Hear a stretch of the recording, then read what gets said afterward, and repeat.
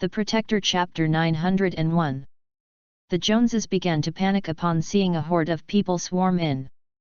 Quite a few of them even squeezed their eyes shut from fear. Just then, 5 people appeared before the doors of the Jones residence. They were the 5 Great Wars Regiment. They charged into the thick of the crowd. Thump! Thump! Thump! Although the men that Klaus brought were the best of the best, these 5 men were invincible killing machines straight out of the battlefield. 1 down. 2 down. 3 down. 99 down. The Joneses witnessed a bloody battle. One where 5 men crushed a few hundred men. There were constantly men sent flying across the expanse. A few minutes later, the floor was littered with men in black who were howling in pain. The only ones who were standing tall were 6 men, including Levi. 5 of them were standing in a protective circle around him. Not a single drop of blood from the battle had splattered onto him. Across from Levi, Klaus Gonzalez was dumbfounded. He scanned the perimeter around him, noticing that the few hundred men that he had brought with him were all lying on the ground. Who are these people really? Isn't this complete madness? 5 of them had defeated a few hundred elite fighters under the 3 Musketeers. Even if the news of this spreads out, no one would believe it. Nonetheless, it really did happen. It looks like these 5 men are that bastard child's subordinates. No, wasn't that B*TCH Emma Jones' bastard child left out on the streets and orphaned? He didn't have any resources since young, or anyone to cultivate him. How did he obtain these 5 elite fighters? It's unbelievable. Upon meeting Levi's frightening gaze, Klaus subconsciously shrunk back. The look in this bastard's eyes is terrifying. It's almost as though he wants to swallow me whole. Still dare to call me a bastard now? Levi smirked. Don't you know who I am? Klaus spoke in a trembling voice. You're the son of Lionel Gonzalez, one of the 3 Musketeers. Levi answered. When Klaus saw that Levi was aware of his identity, he immediately became smug. He was certain that Levi would, at the most, rough him up a little. He wouldn't dare to kill him. After all, which sane person would dare to kill me upon knowing that I'm Lionel Gonzalez? Son, no one, absolutely no one. You're a bastard, and your mother's AB*TCH. AB*TCH would certainly give birth to a bastard. Your whole family is filthy to the core. Klaus roared without restraint. Bang! Levi's answer to his insults was a powerful kick. Pft! Klaus flew across the distance and crashed into a car with blood spewing out of his mouth. A look of utter disbelief was sprawled across his face. Never in a million years did he expect that Levi would dare to harm him with the intention of killing him. He really has the guts to kill me? You're going to kill me? Klaus asked, unable to wrap his mind around it. Let's play a game, shall we? I'll give you a 10-minute head start to run. After 10 minutes, I'll come after you. If I catch you, I'll kill you. Levi suggested with a grin. Klaus immediately spat out, fine. Then don't regret it. Your time starts now. Levi glanced at his watch, his mouth arching up into a bloodthirsty grin. The Protector Chapter 902. Klaus wasted no time at all. He climbed into a car and sped away. He reached the maximum speed and beat the red lights all the way. He understood that he would be a dead man if he fell into Levi's hands. Meanwhile, Levi watched as he escaped. Sir, should we go after him to see where he's headed off to? Azure Dragon asked. Levi shook his head. There's no need for that. He's definitely going to look for the 3 Musketeers. The 3 Musketeers' base is at Greenfield Mansion, located in the western suburbs. Michael stated. Levi lit a cigarette and ordered, all right. Move out after 10 minutes. We're going to Greenfield Mansion. 10 minutes later, Levi growled softly, no one is allowed to insult my mother." Levi, Azure Dragon, and the rest headed straight toward Greenfield Mansion where the Three Musketeers were at. What was usually a 1-hour journey only took Klaus 40 minutes as he floored the accelerator. "Hey? Klaus, what's happened to you?" Upon seeing the miserable state that Klaus was in, the Three Musketeers were all stunned. "Father, Mr. Fulmer, and Mr. Emile, I've encountered a monster. That B***tch Emma Jones. Bastard is now a very formidable person, especially while accompanied by his 5 terrifying subordinates. They defeated all of the men that I'd brought there earlier. He's coming to kill me now. Father, Mr. Fulmer, and Mr. Emile, please save me." Klaus was paralyzed with fear. Lionel Gonzalez scoffed derisively as he spat out, "Outrageous! Kill my son? There's no one in Southampton who has the guts to do so. He's even planning to do so on our territory." Richie Fulmer's tone oozed with disdain. "Does he really think that the Three Musketeers are getting old and useless?" Perseus Emile roared, "Gather all of our men and await my orders. I'd like to see who would dare to barge into Greenfield Mansion." Very soon, all of the Three Musketeers' ultimate trump cards were assembled. All of these people were the ones who lay the groundwork for the Three Musketeers during the battle in Southampton back then. Each of them was an elite warrior and they were all ruthless in their own way. Who in Southampton wouldn't be afraid of them? How dare they beat up my son and grandson?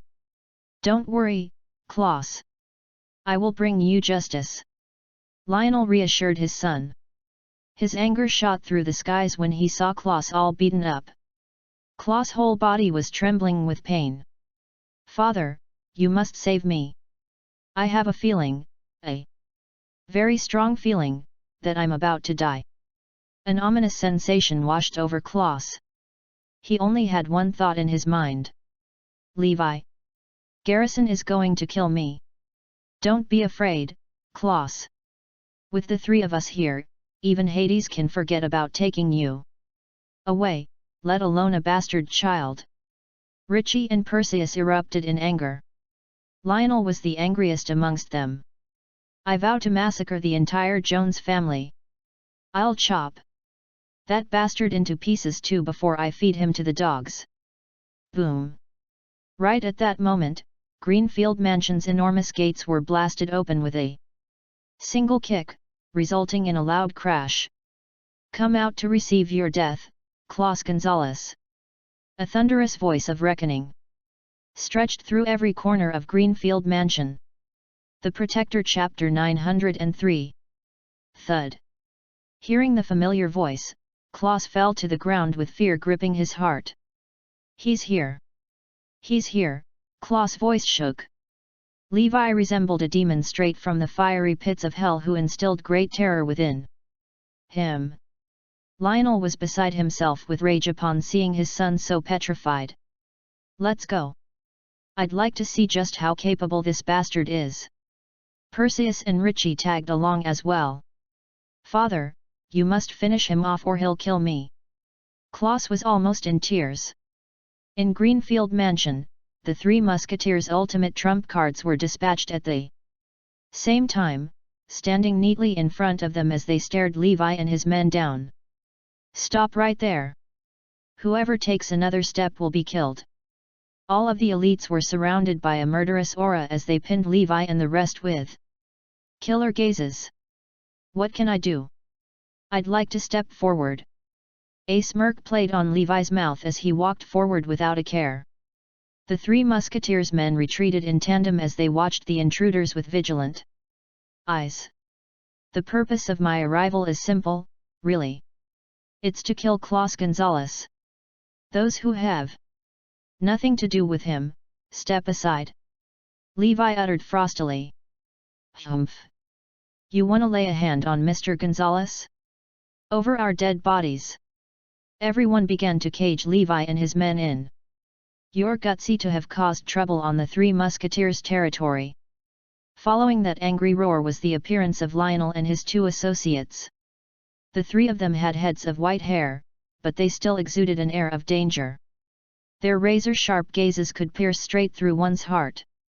It was especially the case for Lionel Gonzalez, who had an unparalleled kind of dominance surrounding him. After Lionel cast his gaze around, he fixed it on one man in particular and asked, "So you're Levi Garrison?" "That's right. I'm Levi Garrison, and I'm here for your son's life." Levi had a broad smile on his face, looking eerily docile. However, his words completely contradicted his demeanor. He could be considered the most arrogant one amongst them all. "He must be insane to announce that he's here to kill my son in front of us, the three musketeers." Levi's words had stunned the three musketeers. He's taken bluntness to a whole new level. He didn't even bother to be discreet about his intentions. Isn't he too full of himself? "So, please hand over Claus Gonzalez. I came here today to kill one person only. I won't make trouble for the rest of you." There was a heavy sense of authority in Levi's tone. The three musketeers were taken aback. They were lost in a daze for quite some time. "This young man is far too conceited." "What did you say?" Lionel finally reacted after a full 10 seconds. "You think that you can kill my son, just because you've said so? You're just Emma Jones' bastard son. Even if you were Hades himself, you wouldn't be able to claim my son's life today." Perseus and Richie expressed their animosity as well, sneering, "That's right. Why don't you ask around and see if anyone has ever dared to kill someone under the Three Musketeers?" The Protector Chapter 904. "Ha ha ha," Levi laughed. His eyes flashed with deep ridicule. The Three Musketeers felt greatly humiliated by this. No one had ever dared to laugh at them. "Then let me tell you something. There is no one that I, Levi Garrison, can't kill." Levi's gaze sharpened as a cold glint flashed in his eyes. "Men, seize them." Under Lionel's orders, their subordinates immediately propelled forward. "Clear a path for me. I'm going in, to get Claus Gonzalez." Levi instructed indifferently. "Understood." Azure Dragon and his 4 comrades formed a circle around Levi and hacked their way forward. Black Tortoise's mountain-like body opened a path at the front, like a chariot bulldozing its way through the crowd. Azure Dragon and Kiran flanked Levi, while the remaining 2 brought up the rear. All of the elite fighters who attacked were defeated by the 4 of them. Levi, who was in the middle, calmly walked through the courtyard as he smoked his cigarette in a leisurely manner. A path was cut right through the hundreds of men. Beneath them, men fell, one by one, lying on the ground and unable to get up. The Three Musketeers' jaws were hanging off their hinges. They finally understood what Claus meant when he said that these 5 men were formidable. They were practically indestructible. A few hundred men couldn't even stop the 6 of them. A few minutes later, Levi and his men reached the front of the mansion. At that moment, Claus Gonzalez was cowering inside the mansion. The remaining fighters who were blocking the path into the mansion stared at Levi and his men with anxiety and horror. They were traumatized after being handed their asses by Levi's men. Levi's men had cut down hundreds of men as they made their way forward. Those men were now curled up and shrieking in pain as they rolled on the ground. Everyone was dumbstruck. Lionel and his 2 associates weren't faring any better either. Those few hundred men were their ultimate trump cards. They were the key to their strong foothold in Southampton. Those 100 men had the power to wipe out all of the influential families in Southampton. However, half of them were taken down by these 6 men in a matter of minutes. How terrifying! Levi glanced at the ones who were still standing their ground, albeit slightly shaky and fearful. He smiled and challenged, "Would you really want to stand in our way? Are you sure you can stop us?" They were thrown into a frenzy. Levi and his men were too powerful, causing them to feel fear in its purest form. Inside the mansion, Klaus opened the window with quivering hands and looked down when he heard the commotion. The sight of all the men wailing on the ground below scared him witless. Levi Garrison has forced his way in. He doesn't even care that is the Three Musketeers' territory. He is absolutely terrifying. With fear coursing through his veins, he shouted at Lionel and the rest, "Father, you must save me. Stop him or he'll really kill me." Levi tilted his head up to look at Klaus with a smile. "Stop resisting it. You'll never escape my clutches." Levi's penetrating gaze chilled Klaus to the bone. He felt as though he would be scared to death at any moment. The Protector Chapter 905. Rammed down the front door. Upon Levi's orders, Black Tortoise surged forward and broke through the men's formation. A huge section of them was attacked by White Tiger and his comrades as well. The remaining ones didn't dare to block their way anymore. With nothing in the way, the door was about to be broken down. "Quick! Get the dual-serrated monks!" Lionel yelled. The dual-serrated monks were the top fighters working for the Three Musketeers. The two of them were said to have crushed all the invincible fighters in the whole of Southampton. Everyone in Southampton would cower before them. The dual-serrated monks had practiced the ancient arts of Qi from a young age, and their skins were impenetrable. The number of times they had blocked bullets and arrows for the Three Musketeers was innumerable. Just when Black Tortoise was about to break down the door to the mansion, a murderous aura filled the area. Boom! An iron rod shot through the sky at lightning speed. Bang! The iron rod hit Black Tortoise's body, forcing him to take a step back. Bang! A strong gust of wind was the only warning before another man appeared out of nowhere. The iron rod in his hand landed on Black Tortoise once again, making a dull sound reverberate through the air. Other than taking a step backward, Black Tortoise was otherwise unharmed. "Hey? You're trained in the ancient arts of Qi?" The two monks who were blocking the entrance asked in surprise. There was no one in Southampton who was able to withstand 2 consecutive strikes from them. It was too rare of a sight. They finally met their match.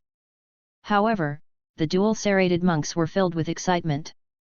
For so many years, they had not encountered anyone even close to their caliber. Black Tortoise yelled a war cry before clashing head-on with the dual-serrated monks.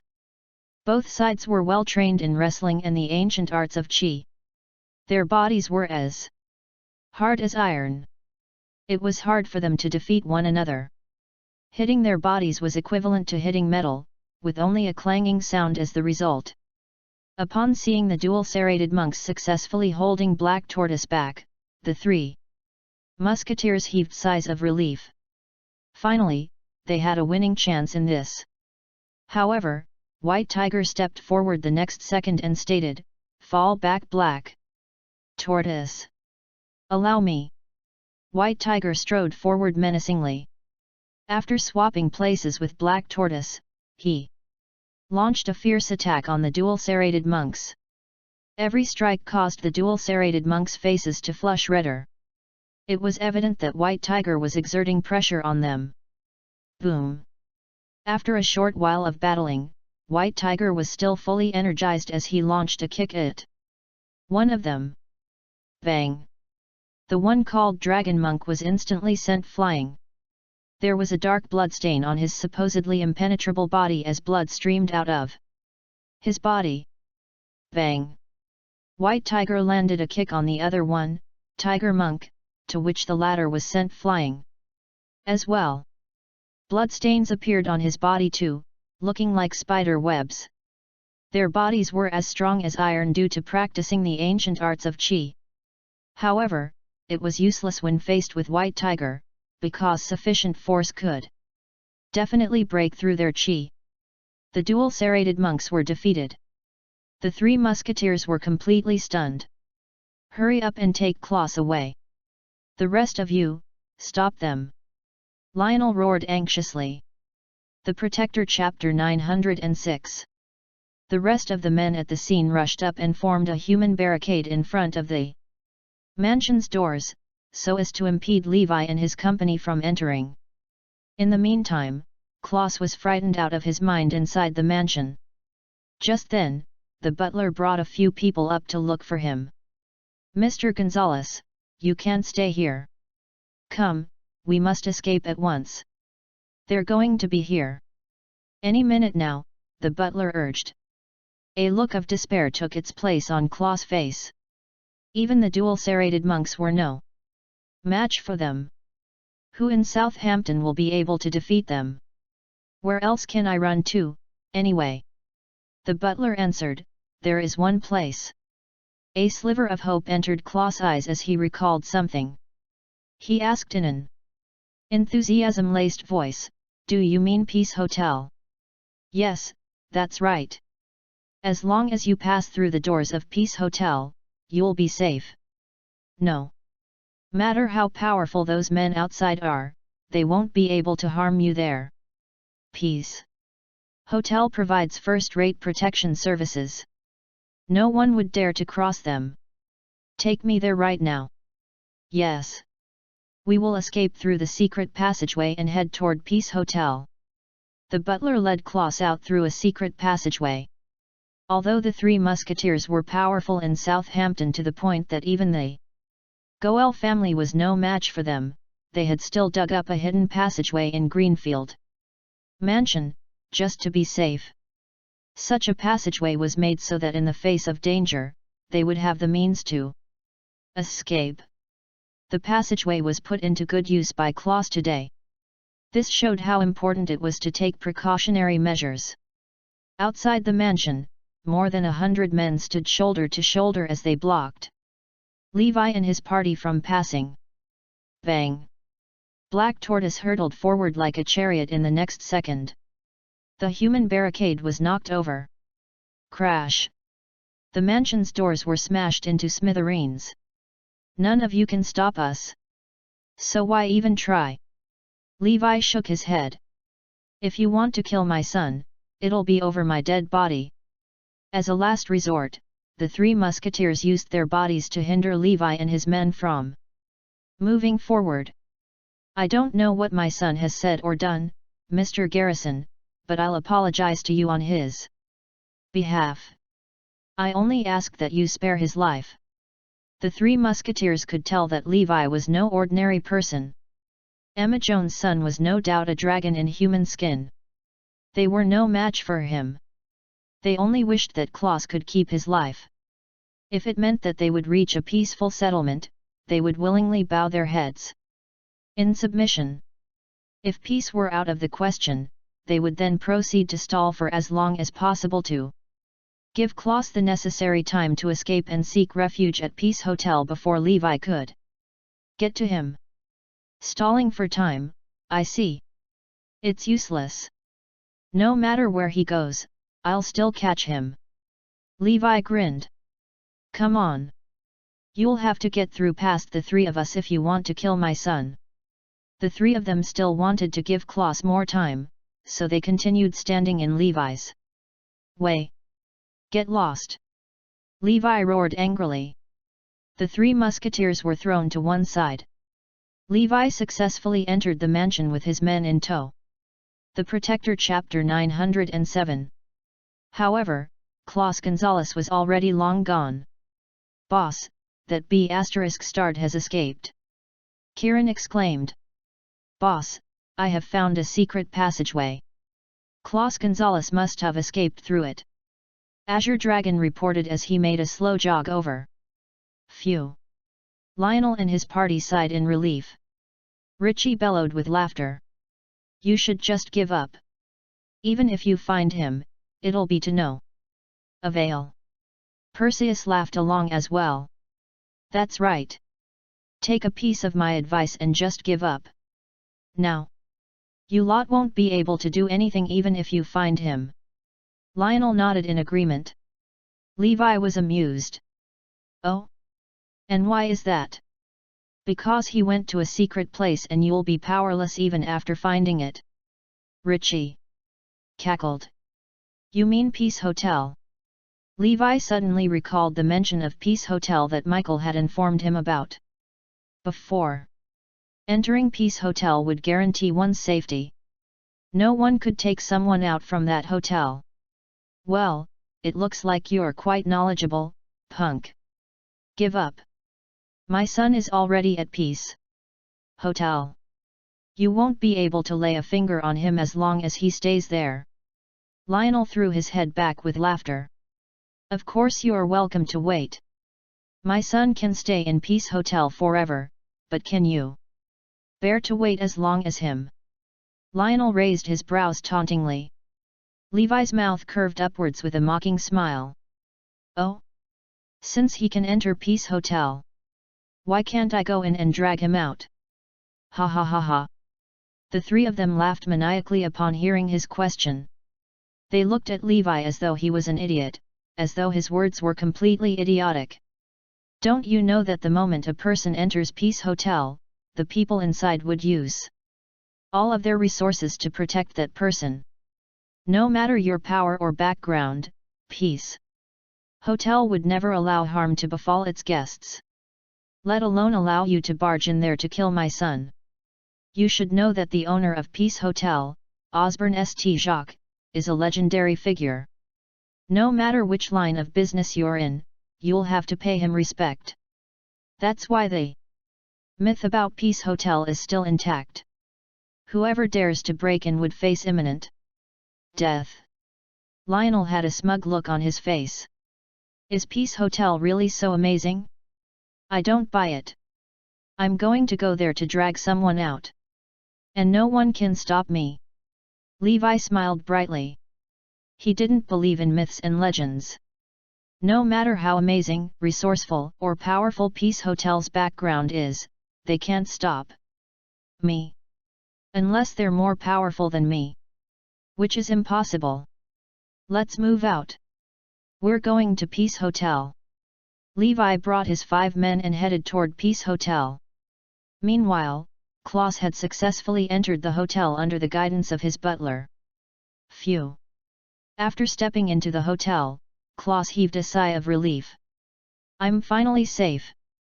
Levi Garrison wants to kill me? In his dreams. Don't even think about killing me in this lifetime of yours, be at Stard. The Protector Chapter 908. Laying down on the floor, Klaus took in huge gulps of air. That was when he felt a sharp pain on his face. Seeing that he was overwhelmed by fear earlier, he had been completely numb to any form of pain. Didn't Emma Jones' bastard son end up on the streets? How did he become so powerful? Klaus was very puzzled by this.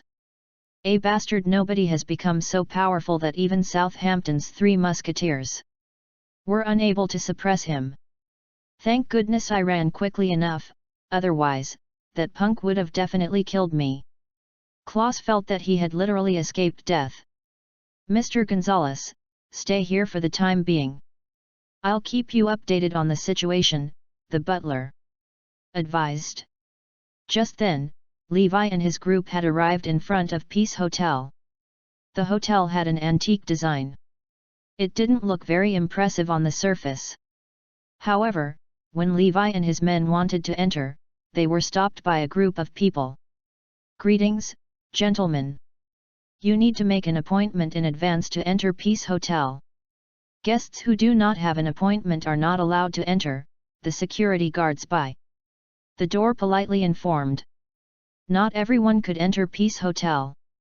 One would either have to make an appointment beforehand or get the owner's permission.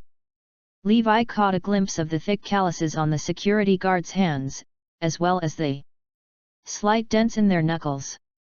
They were no doubt good fighters who were no less skilled than the Beast of Death and the Wolf King. The fact that they were measly security guards at Peace Hotel served to show just how terrifying this place was. Despite his observation, Levi didn't take them seriously. Apologies, I'm not here to stay at your hotel. Then, how may we help you, sir? The security guards were perplexed. I'm here to kill someone. Don't worry, I'll leave right after I'm done with him and I won't cause you any trouble?" Levi spoke calmly. However, it sounded like a cannonade of bombs to the security guards' ears. Their minds were in complete shambles. Peace Hotel had a history of at least 2 centuries. Its rules had also stood for the same amount of time. However, this was their first time hearing someone say this. "Here to kill someone? At Peace Hotel?" The words seemed to roll off his tongue just now. If word of this gets out, the entire Southampton will be shaken. How can there be someone foolish enough to have come to Peace Hotel hoping to kill someone? He's either insane or unaware of the rules of Peace Hotel. Other than that, there isn't a third possibility. It has been so many years and no one has dared to force their way into Peace Hotel. "Sir, this is Peace Hotel," one of the guards reminded. They thought that perhaps he didn't know that this was Peace Hotel. "I am aware of that, but I want to go in and kill someone. Do you understand now?" With that, Levi prepared to head in. "No. You can't enter. There are rules at Peace Hotel. You can't enter, let alone kill someone." The guards stood in his way. The Protector Chapter 909. Very soon, a man clad in formal attire walked out. From his gait and aura, one could tell that he was from the military. "What's going on here?" The security guards explained the situation to him. "Good day, gentlemen. I am Peace Hotel's manager, Herman Sanders. I'm sure that you've all heard about the rules at Peace Hotel, right? Once a person enters Peace Hotel, they will become our distinguished guests. Peace Hotel will ensure their safety. You cannot enter our hotel, let alone kill our guests. Please leave," Herman warned. He was bewildered upon encountering a group of people who had the nerve to force their way into Peace Hotel. Anyone who knew about the rules here would never do this. Furthermore, after so many years, not one person had the guts to disobey the rules. "You have your rules, and I have mine. Even God can't protect the person that I'm set on killing." Levi's lips arched into a profound smile. "You'll ensure the safety of your guests the moment they step into Peace Hotel? Well, today, I'd like to see just how you're going to protect him for me. Charge in and kill Klaus Gonzalez." Levi's eyes flashed with murderous intent.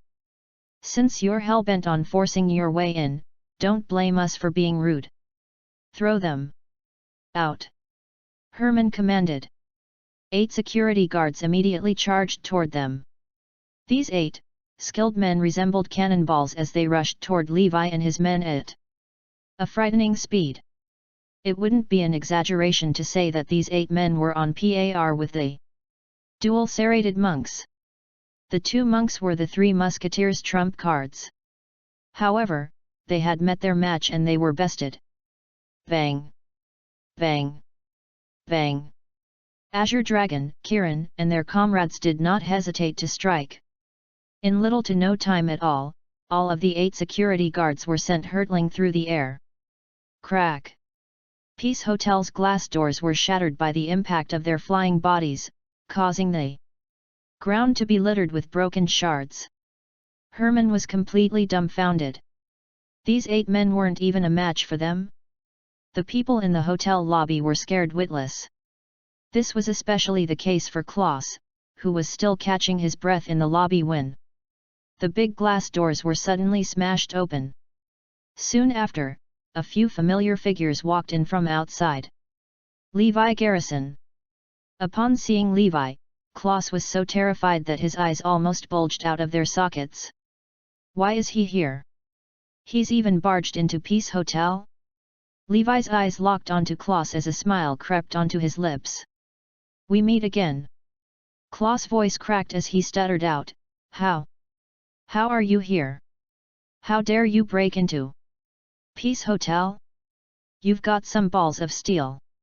Everyone in Southampton had one thought when it came to Peace Hotel: this place was sacred land. It wasn't a place where one could just break into. By doing this, Levi was putting his own neck at great risk. A cruel smile played on the corners of his mouth. There is no place on this earth that I cannot go to. Look, I'm here now, aren't I? Klaus shook violently in his seat as Levi approached him. The Protector Chapter 910.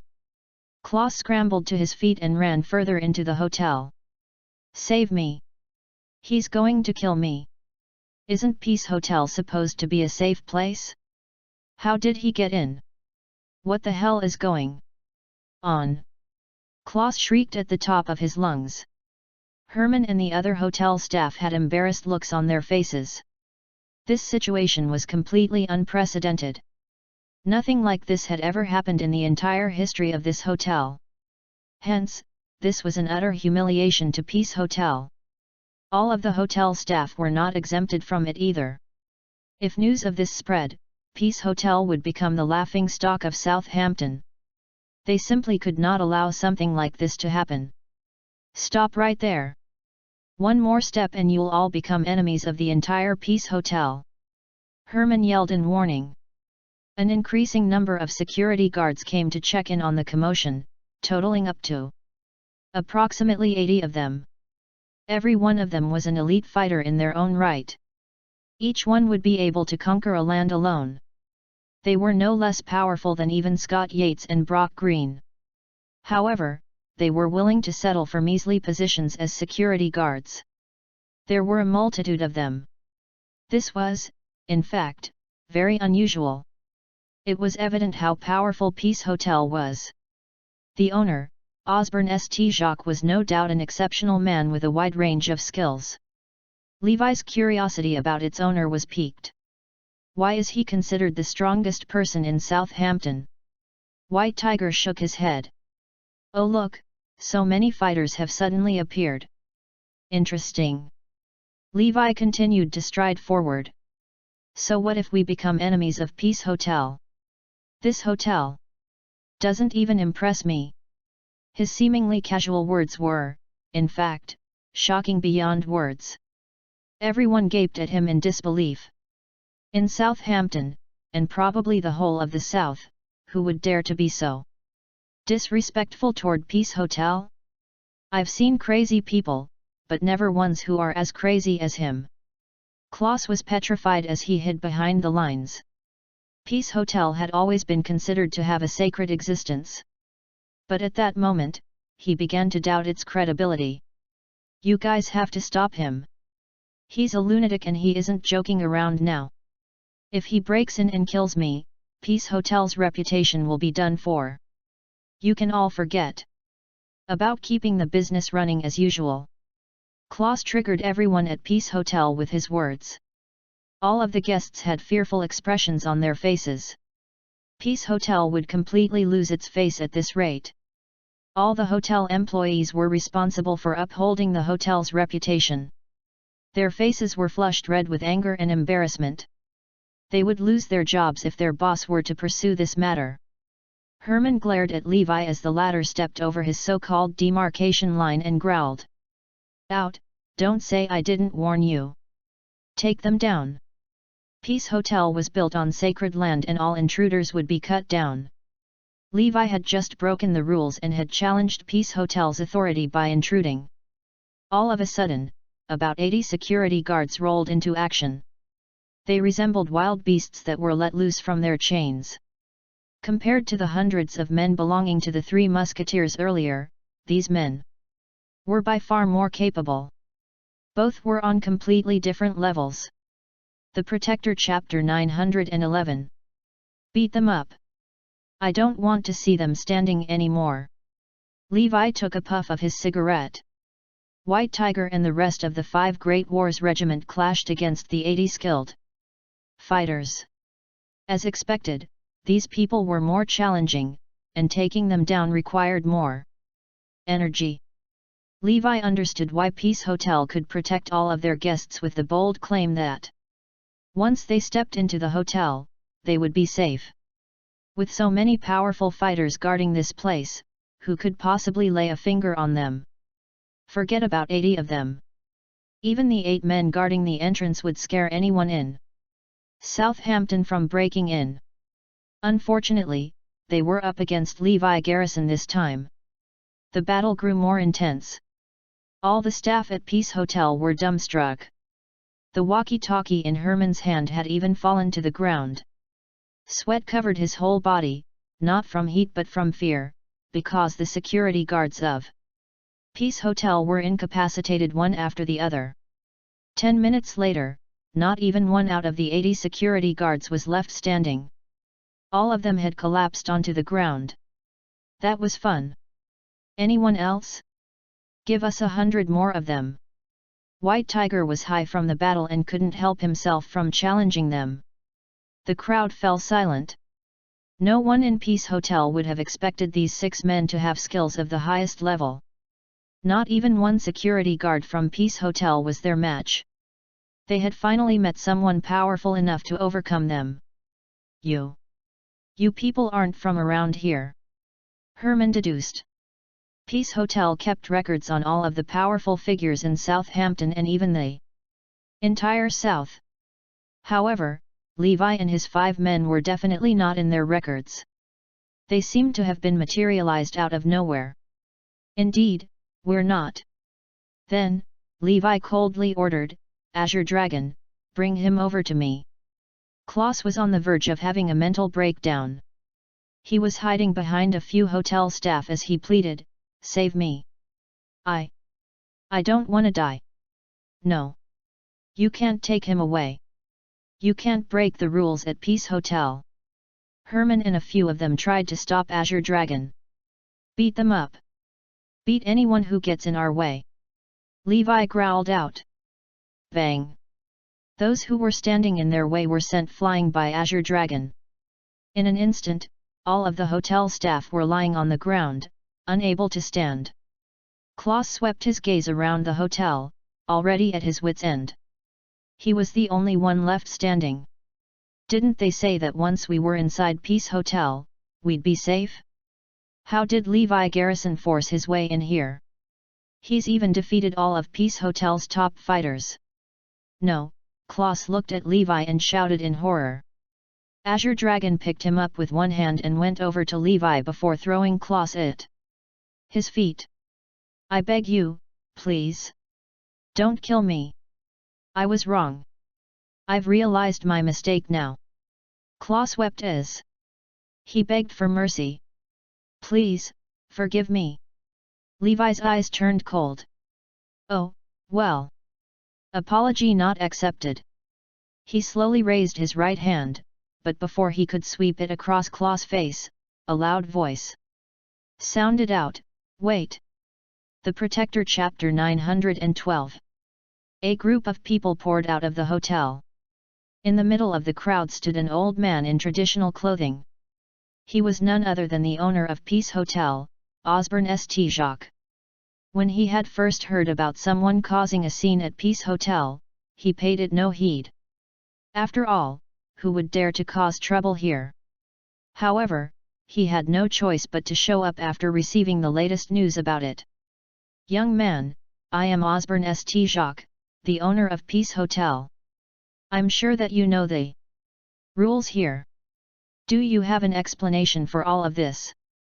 Although Osborne's tone sounded amiable, it had an edge to it at the same time. Levi chuckled and uttered, oh, my apologies, but I've always been a rule breaker. And today, I've broken the rules of your hotel. You, Osborne's anger skyrocketed. Despite his rage, one glance at the wailing people on the ground told him that Levi wasn't someone that he should underestimate. Rules are made to restrain those weaker than us, but it's useless against me because I'm stronger than you. Levi's mouth arched upwards. Since the beginning, I'd already stated that I'm only here to kill someone and that I wouldn't trouble the rest of you. I clearly said that I would leave once he was killed. Levi added. No. Save me. Mr. St. Jacques, you have to save me. I'm Lionel Gonzalez's son. If I were to be killed right under your nose, Peace Hotel wouldn't be able to keep operating. In the future, you'll become the laughing stock of the entire Southampton. Klaus yelled, grasping for straws. His words magnified Osborne's concerns. If such a situation came true, he would certainly lose his foothold in Southampton. Especially when Klaus was the son of one of the three musketeers. He had an identity that was far too important. Let him go, and I'll allow this whole matter to slide. Osborne coldly demanded. And if I don't? What Levi hated the most was being threatened by others. Then you'll become an enemy of Peace Hotel, as well as a common enemy to all of Osborne. St. Jacques connections. When that happens, bigwigs from all walks of life will unite against you. Do you think you'll be able to survive that? Several people behind Osborne challenged Levi. Do you know why no one dares to break the rules at Peace Hotel? And that no matter how grave the mistake, those who step into Peace Hotel would be safe? Osborne asked. Please, enlighten me. Levi was rather interested in knowing the answer. Firstly, there are many skilled fighters within the walls of Peace Hotel. All of them owe me, and are willing to work as security guards here. Secondly, I have connections all over the business, politics, military, and various other fields. You could say that the big shots in the south, and even from the north and east, all owe me favors. One word from me, and they'll offer me their aid, no questions asked. This is the real reason that no one dares to mess with Peace Hotel. Provoking Peace Hotel is equivalent to offending half of the East. Osborne leveled his gaze with Levi as he suggested, so, cut me some slack. Let's be friends. Instead. The Protector Chapter 913. Osborne was smiling broadly when he continued, I've treasured peace my entire life. Making one more friend is better than one more enemy. What do you say, young man? Let him go on my account. Just take it as me owing you a favor. The crowd was shocked. They could hardly believe that Osborne had lowered his ego as he offered to befriend Levi. This was an extremely rare occurrence. People had always owed Osborne favors, not the other way around. It wouldn't make sense for Levi to turn him down. This involved Peace Hotel's reputation as well. Out of everyone's expectations, Levi sneered in return. Your friendship means nothing to me. Nonetheless, after I've settled my matters, perhaps we can still talk about being friends. Klaus became a bundle of nerves when he heard what Levi had uttered. Mr. St. Jacques, you have to save me. Slap. Levi swung his palm at Klaus' skull. Every orifice of his head began to bleed. His life seeped out of his body in a matter of seconds. Thump. Klaus' body went limp as he slumped onto the ground. This man had repeatedly insulted Levi's mother and was also the culprit who had pushed her into an abyss. If he had not constantly tried to claim Levi's mother for himself, his mother would not have ended up with her current fate. Levi's eyes were terrifyingly cold. Boom. Things happened too quickly, catching Osborne and the rest completely off guard. Before they could react, Levi had already attacked. Everyone could barely believe their eyes. Levi had actually killed Klaus Gonzalez in Peace Hotel, right in front of Osborne St. Jacques. He's simply too foolhardy. This was the first time that something like this had happened in the hotel's entire history. He completely disregarded Osborne St. Jacques, the most powerful figure in Southampton. At that moment, everyone's heads were spinning. Why you? Osborne stared wide-eyed at Levi and couldn't formulate a proper string of words. He felt as if he could vomit blood at any given moment. Outrageous. Simply outrageous. Levi's actions were against Peace Hotel's rules and completely stripped the hotel of its dignity. The hotel could no longer operate in Southampton from there on forth. Peace Hotel was famous all across Southampton because of its unique code. As long as you were a guest at Peace Hotel, no one would dare to lay a finger on you. However, their code was completely destroyed today. Not only did someone break into Peace Hotel, rather, they had also killed a guest right in front of the owner. This was the biggest humiliation that Peace Hotel had ever faced in their entire long history of operation. It was also a scar that would never heal for Osborne. All right. My work here is done. Let's go.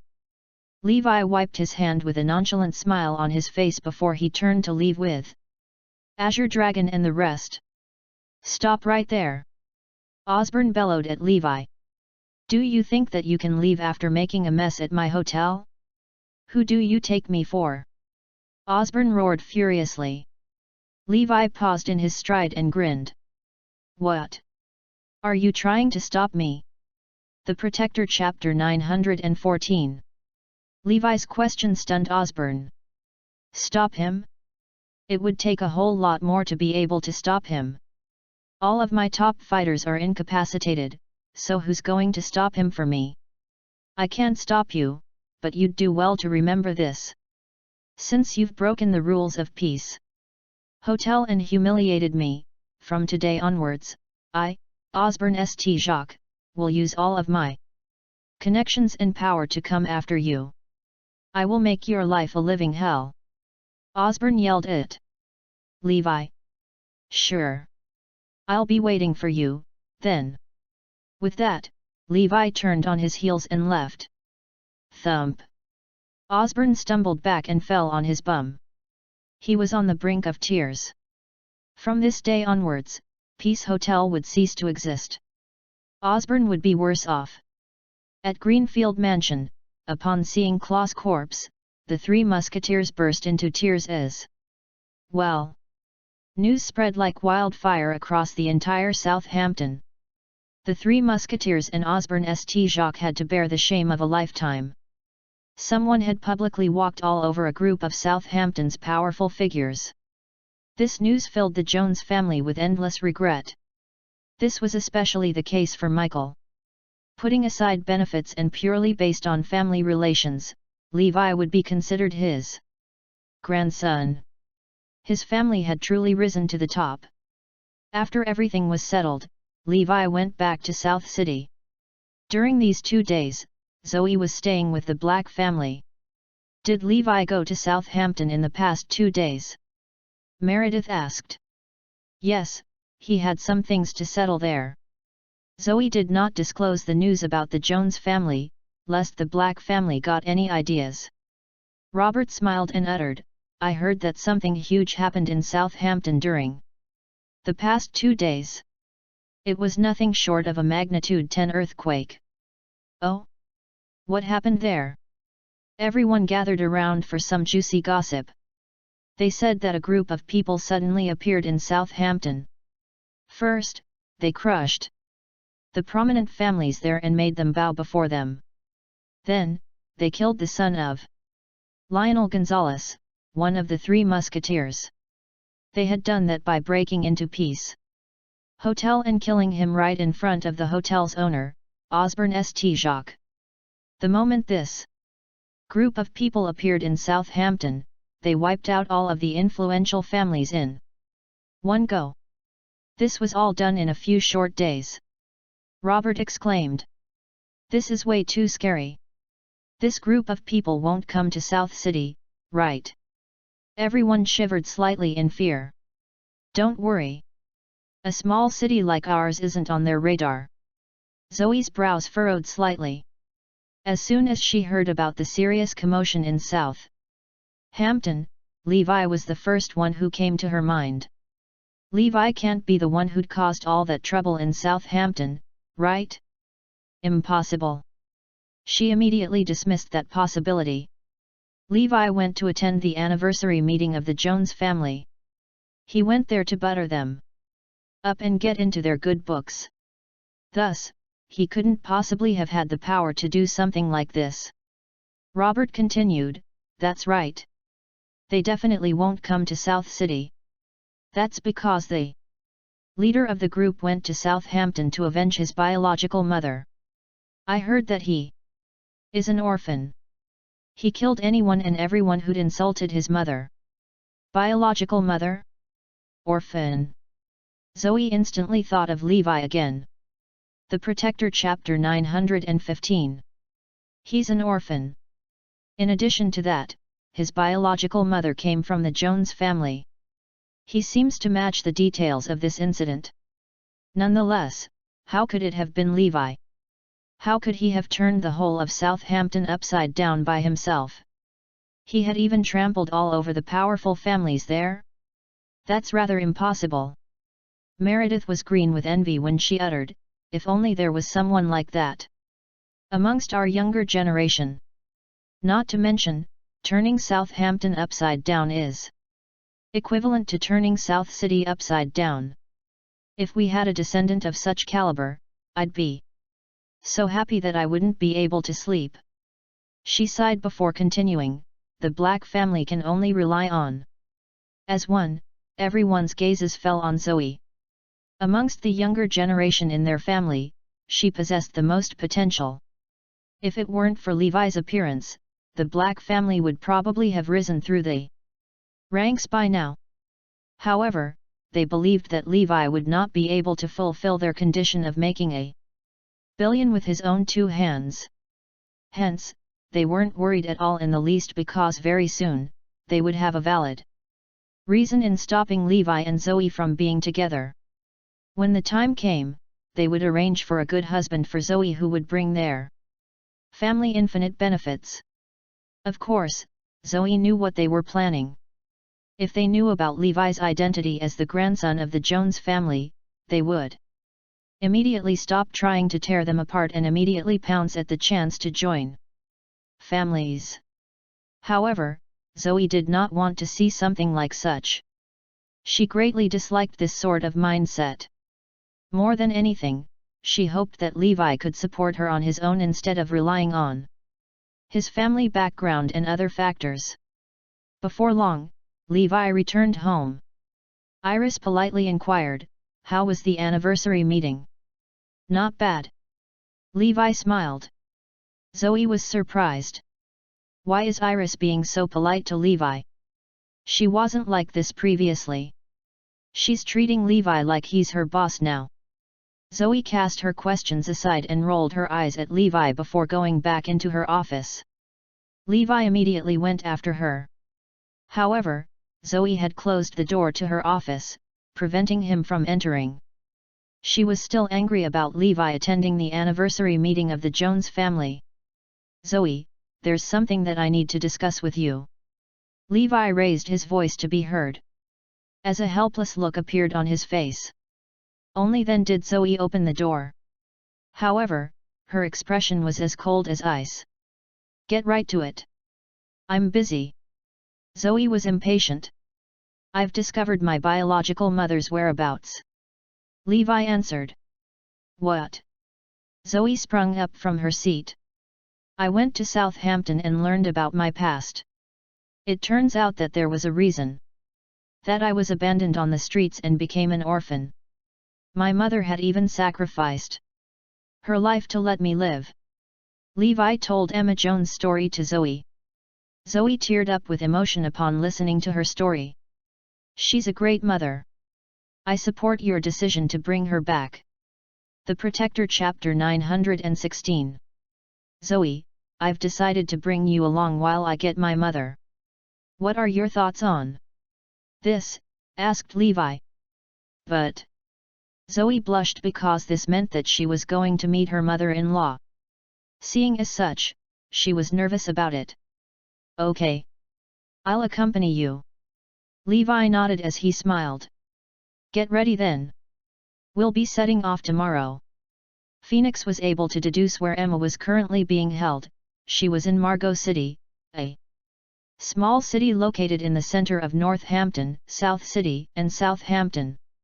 Having never thought of such a place, Klaus and the Joneses were brought to shame, in view of the fact that the woman they had wanted to kill lived just less than an hour's drive away from them. Levi was equally as surprised to discover that his biological mother had been nearby all along. As for the Garrison family's background, Phoenix had informed Levi that the information was SSSSS level classified. This meant that it was only a level lower than the information on Levi himself. Authority was required to gain access, so there were only two ways to get information. Levi could either acquire the required authority from Oakland City or gain access to the information by force. Unfortunately, none of those options would work for Levi. Due to some deep-seated issues, Levi would never contact Oakland City to make such a request. On the other hand, if he were to access Haunted by force, he would surely be spotted. That's going to cause a lot of problems. It's not that I can't solve them, rather, it's that I can't afford to be distracted by petty things like that right now. Continue your investigation. I'm sure that you'll find a way. Levi's idea was merely to take things slowly for the moment. The Garrison clan will definitely find out when I get my mother back. When it comes to such, they'll reveal themselves to me, so I'm in no hurry at all. At night, Zoe made all of the necessary arrangements as she put Iris in charge of her work. For she expected her business in Margot City to take her a few days. At that moment, Levi received a call from Mia. I've heard that Osborne and the Three Musketeers are planning to deal with you. Nevertheless, we can't be certain as to how or when they're going to strike. You'd better be careful, warned Mia. Don't worry, Mia. They'll find that it's not that easy to get rid of me. By the way, I'll pick your aunt up in a few days, so you should come to see her and your sister-in-law too. Levi smiled while Zoe blushed when she overheard the conversation. Zoe was as nervous as she was excited to meet Levi's family. I think that we'll be very happy together from now on. The next day, Levi and Zoe set off for Margot City early in the morning. Silas was their driver, and it took them about an hour before they reached the small city. The Protector Chapter 917. The Tomb of Levi Garrison. Upon stepping out of the car, Levi took a deep breath as he looked at the word Oakland. That was engraved on a stone monument beside the road. At that point, the furious man mumbled to himself, "So, this is where my mother has been imprisoned for nearly 30 years. What a cruel thing it is to have imprisoned someone here for the rest of their life. It's almost like binding a person by invisible shackles, forever. Reminding them that they're incarcerated and that they would rather die. How could the Garrisons have been this ruthless? How could my biological father have married another woman while his wife was suffering in such a place? Does the man not have a conscience? Heck, is he even a man at all?" Conscious of the fact that Levi was rather tempted to smash the stone monument, Zoe soon uttered, "Don't overthink it. I know that it's unfortunate that Emma met a scumbag, but we can give her a better life from now on. We'll make it up to her." "Okay, but he won't be getting away with this." "I shall find him," promised Levi angrily, causing Zoe to be frightened by his response. "Why can't we just live a good life with Emma? Why do you insist on going against the man? As you've mentioned before, his family is so powerful and influential that even a royal family like the Joneses are forced to obey them. Making that man your enemy is practically suicide." Zoe had heard from Levi about how powerful the Garrisons were, so she was certain that Levi would be no match for them. Hence, Zoe was worried that Levi would die trying to do the impossible while hoping to avenge his mother. "I am aware that the Garrisons are powerful. So what?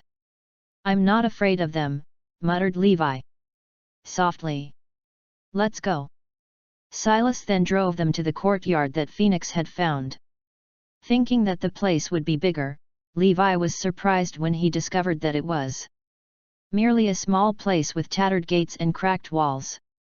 In the courtyard was a small house estimated to be around 20 to 30 square meters.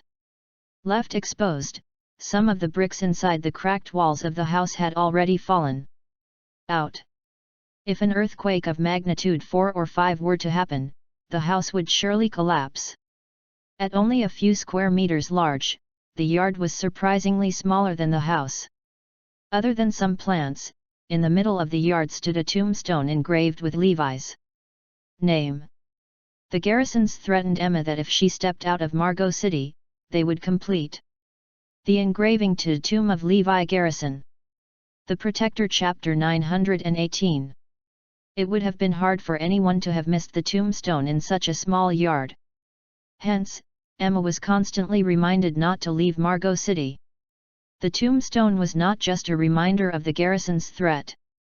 To Emma, seeing the tombstone was like seeing Levi, so nothing made her happier than spending her time thinking about her son in front of it.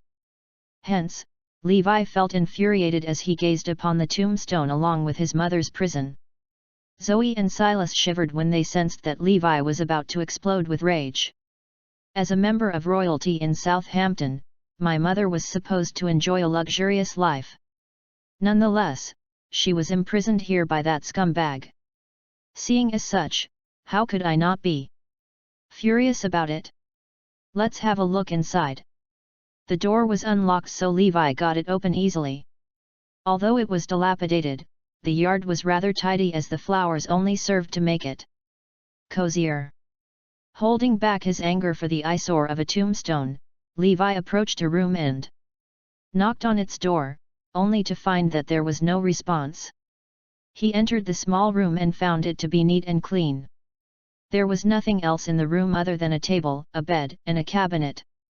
Levi could avow just how miserable his mother was for the past few decades, seeing the old clothes that were hanging on the drying rack. The clothes were so old that the colors had faded from them. While Levi was seething, tears rolled down Zoe's face when she caught sight of such a scene. The next moment, the three noticed a photo frame on the bedside. They were shocked by the photo that was kept inside it. It displayed the image of a good-looking couple who were holding a child together. The pair looked like a match that was made in heaven.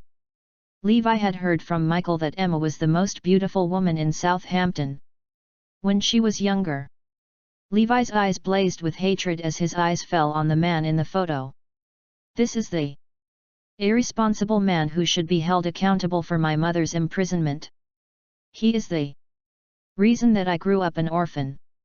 Levi was surprised to find that his mother had kept the photo because it meant that she still missed the man. She has no idea that he has married someone else, having children with another woman. I'll make him pay. The photo evoked nothing but hatred in Levi. Nonetheless, he wasn't aware that Emma had begged and kowtowed to have had the photo taken.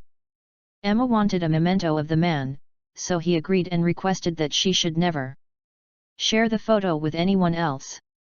Otherwise, his identity would be exposed. The Protector Chapter 919. Meeting his biological mother. Wishing for her son to gain control over the Garrison family, Emma hoped that her son would make something out of himself. Hence, she gave Levi his first name. Unfortunately, the Garrisons forbade him from carrying their family name because they saw him as a bastard who did not deserve it. Levi was supposed to be a Jones, but Emma begged once more for her son to be able to keep his biological family's last name, and at long last, the biological father agreed. This was the only request from Emma that the man had ever agreed to. A sharp glint flashed across Levi's eyes. He swore to avenge his mother, uninformed of the fact that he had almost lost the right to become a Garrison. It seems that Emma was sick, stated Zoe. She had found some medication in the cabinet. Levi momentarily remembered that his mother had knelt at the Garrisons for 3 consecutive days when she had borne him. It was raining back then, which only served to deteriorate Emma's health. Levi's eyes turned red as he imagined his mother being in pain and agony. I should have discovered this sooner. My mother would not have had to suffer for this long if it were otherwise. Where else could my mother be, if not at home? Asked Levi. She's probably working to support herself, seeing that she lives alone. Though, the money that she earned must have gone to these medications. Levi could not imagine how his mother had survived on her own upon hearing the heartbreaking truth that Zoe had pointed out. Let's search for her. Levi asked Phoenix to look up his mother's occupation and workplace while searching around the courtyard with Zoe and Silas. They searched through an entire block, but it was to no avail. A garbage truck was rumbling nearby as a group of workers was actively trying to unclog the sewer. Unfortunately, no matter how far in they inserted the tube, they found that they could not remove the clog. Seeing as such, the job would now have to be done manually, but unfortunately, there were no volunteers. Anyone willing to do it will get 50 as their reward, offered the team leader. All of the workers shook their heads in refusal. The sewer was far too smelly and dirty. I'll do it. At that moment, a woman in sanitations raised her hand to volunteer. Good. Deal with the clog and you'll get your 50, Emma, promised the team leader to the woman. Emma. Levi and Zoe widened their eyes at their mind-blowing discovery. The Protector Chapter 920. Tears of Men. That's Emma? The two turned to gaze at the woman in shock. Soon, Levi received a message from Phoenix. Emma Jones has been working as a sanitation worker. The hacker even sent him a photo, to which Levi compared to the woman across from him. It's the same person. That is my mother, Emma Jones. Emma was only in her 50s, but her hair had already turned grey. Her face was as wrinkled as a 70-year-old woman. She was so skinny that it looked as though a gust of wind could blow her away. Time and illness had not been kind to Levi's mother. Looking at Emma's miserable state, Zoe could not help but cry. Levi was not faring any better either, for tears had started to flow down his face. As a man, it was only natural for him to have cried over someone whom he held so dear to him. When Emma heard that she would be rewarded with 50, joy flashed across her face. With that money, I can finally get myself some quality pain medications. Emma put her gloves on, readying herself to go down into the sewer to unclog it. Mom! The sudden shout shocked the workers, who all turned around to glance at the source of the voice. Bewildered, Emma did the same, wanting to find out who shouted. Mom! Shouted Levi once again before he rushed over to his mother. Emma was stunned when she realized that the man was calling out to her. Did he mistake me for someone else? However, like a bolt from the blue, Emma suddenly recognized the familiar face when Levi approached her. It looked at least half as similar to the face of the man whom she had loved so much. There's no mistaking this face. This is my son. When Levi reached his mother, he wrapped his arms around her tightly. I'm so sorry, Mom, shouted Levi. Dumbfounded, Emma looked at Levi in disbelief before she asked in a shaky voice, Are you really Levi? Yes, it's me. Thud. Levi knelt before his mother and kowtowed to her. I'm sorry, Mom. I should have found you sooner. Emma could no longer contain herself as she burst out into tears. You're really Levi? My son. My sweet boy. The mother also knelt to embrace her son as the two sobbed in each other's arms. Minutes passed before Levi helped his mother up. Let's go home, Mom. Not yet, Levi. I'm still at work. You don't have to work anymore. I'll take care of you, promised the son. No. Emma approached the team leader and bowed to him. My son is here, so I'd like to take a leave. Thank you, sir. Witnessing how lowly his mother had seemed, Levi could feel the tears rolling down his face. Once more. The Protector Chapter 921. A dream come true. Go with your son, Emma. Thank you for your hard work, affirmed the team leader. Levi then gave the man an earnest glance to show him his gratitude. Let's go, Mom. The son supported his mother, and the two were ready to go home along with Zoe and Silas. Emma was surprised to see such a beautiful woman with them. This is Zoe, your daughter-in-law, introduced Levi with a smile. I'm so sorry for what you've been through, Emma. Zoe's eyes had already reddened from all her crying.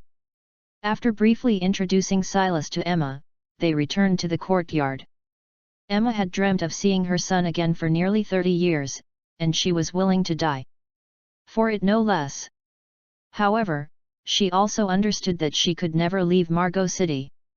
She never expected anyone to find her, much less to see her son again. Still, her dream came true, and her son appeared before her very two eyes.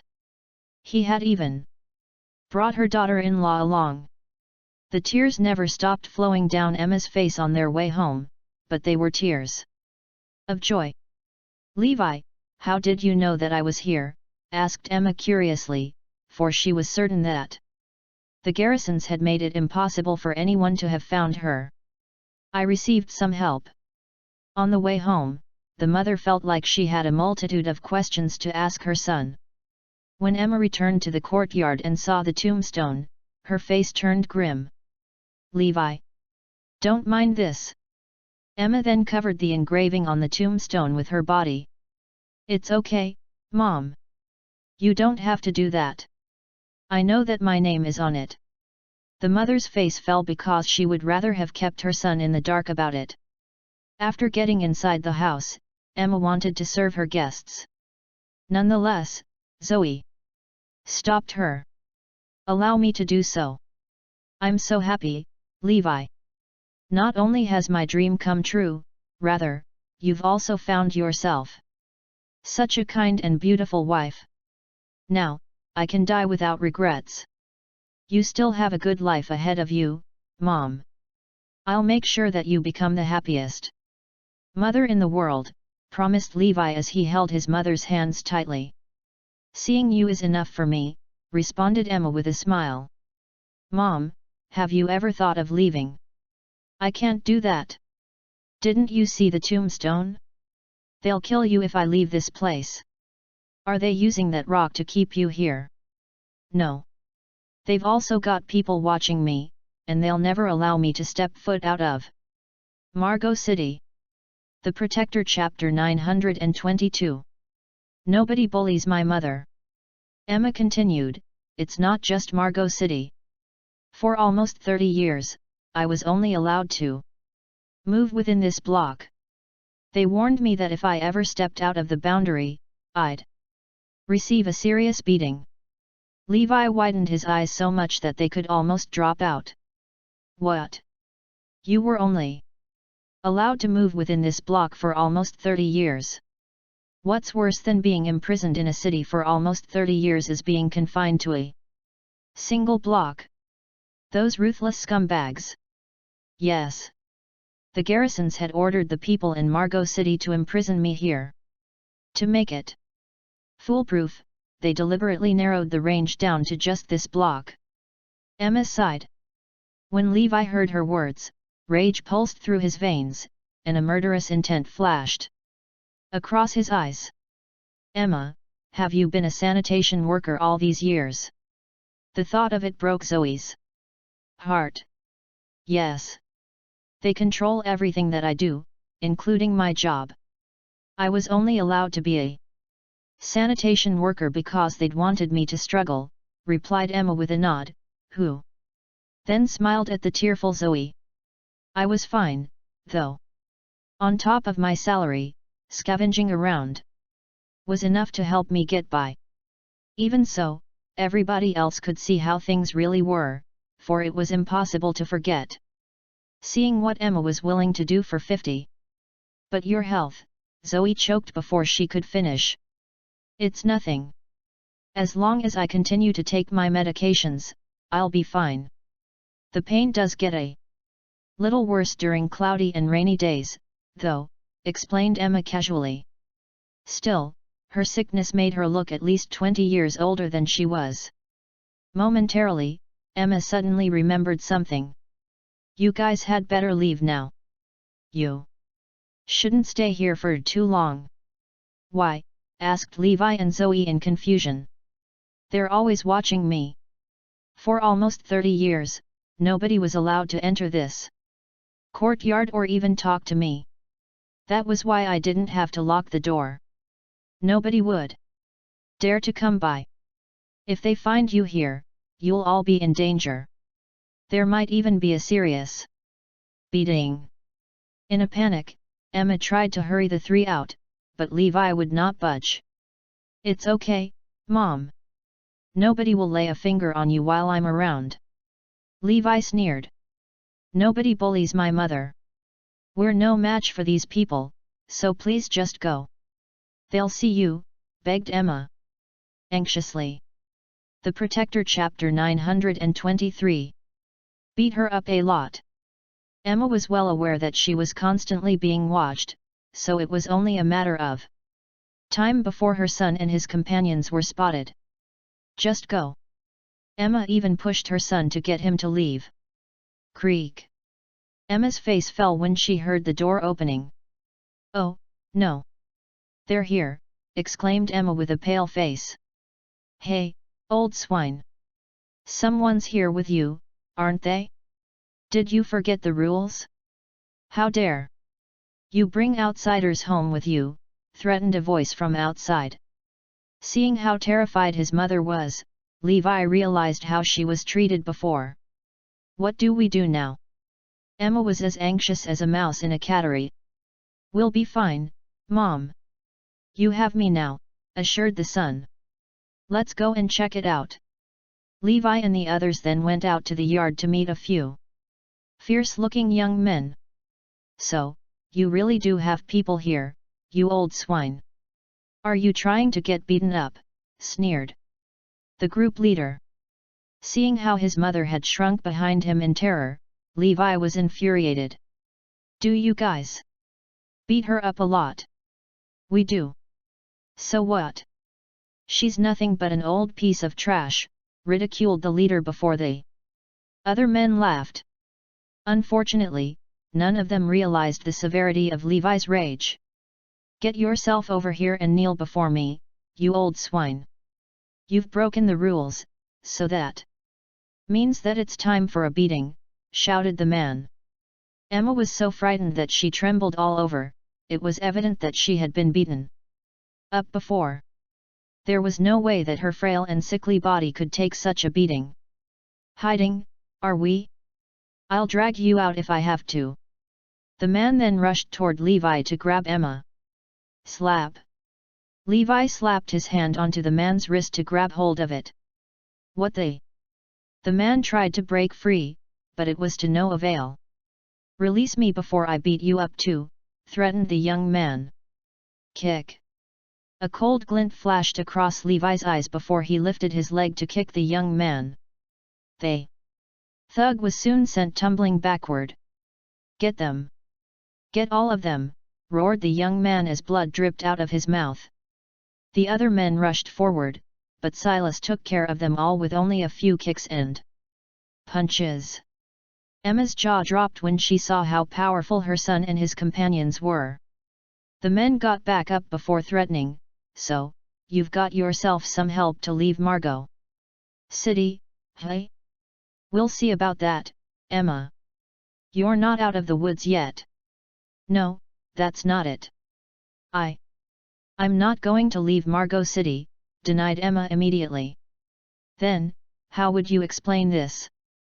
There's no denying it. Just you wait, shouted the men. Before retreating. The Protector Chapter 924. In this together. It's all over now. Get as far away as possible, and don't ever return.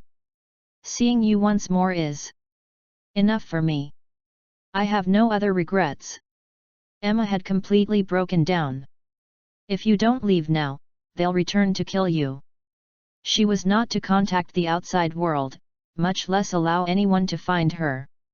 That was the rule. She was told that anyone who found out about her existence would be killed, and that was How the Garrisons ensured that nobody would ever find her. To tell you the truth, I came here to take you away with me, so pack your things. We're leaving, Mom. What? Emma could not believe what she had just heard. I hadn't even dared to leave this block. Why would I leave the city? She had been imprisoned in that city for nearly 30 years, and the invisible shackles on her had become part of her. Even in her dreams, she could not escape the purgatory. I don't have the courage to do it. Anything but leaving Margot City. I understand what you're trying to do for me, but the Garrisons have set the rule that I'm not to step out of this city, ever. If I do, they'll kill you. You saw the tombstone, right? That's for you. Tears were already dropping like rain from Emma, but the idea amused Levi. Nobody can kill me.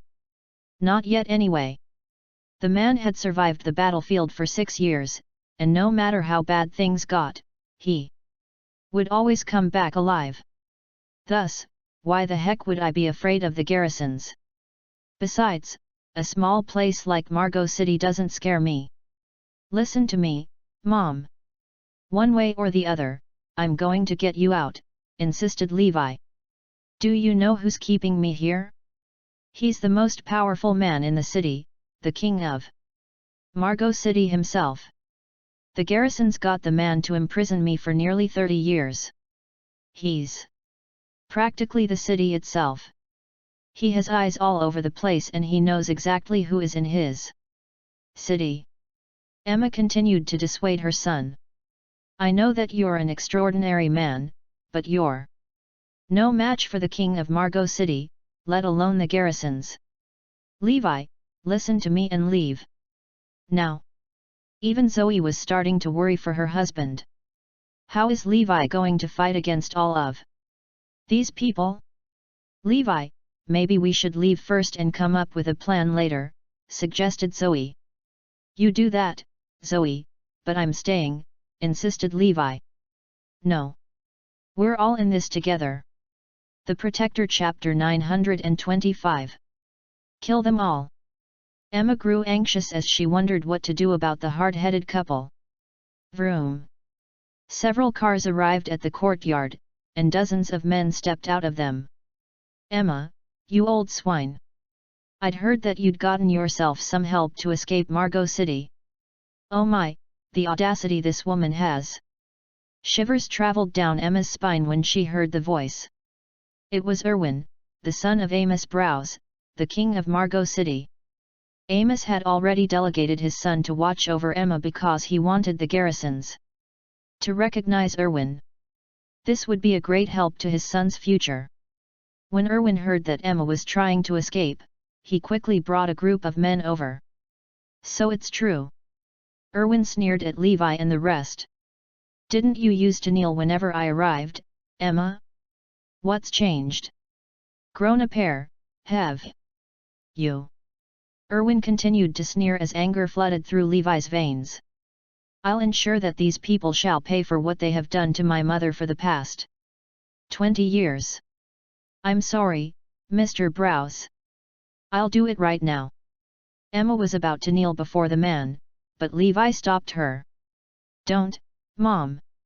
You shall bow to no one. Mom? So this is your son? Shocked, Erwin shifted his focus to Levi. This is Levi Garrison? Tell me, old swine, how did this bastard find you? Erwin was surprised because he always heard his father promising the Garrisons that nobody would know that Emma was in Margot City, especially not those who were close to her. Never did they expect Emma's son to have found her. If the Garrisons were to find out about this, their family alone would be ruined, if not massacred. Erwin perspired all over at the thought of it.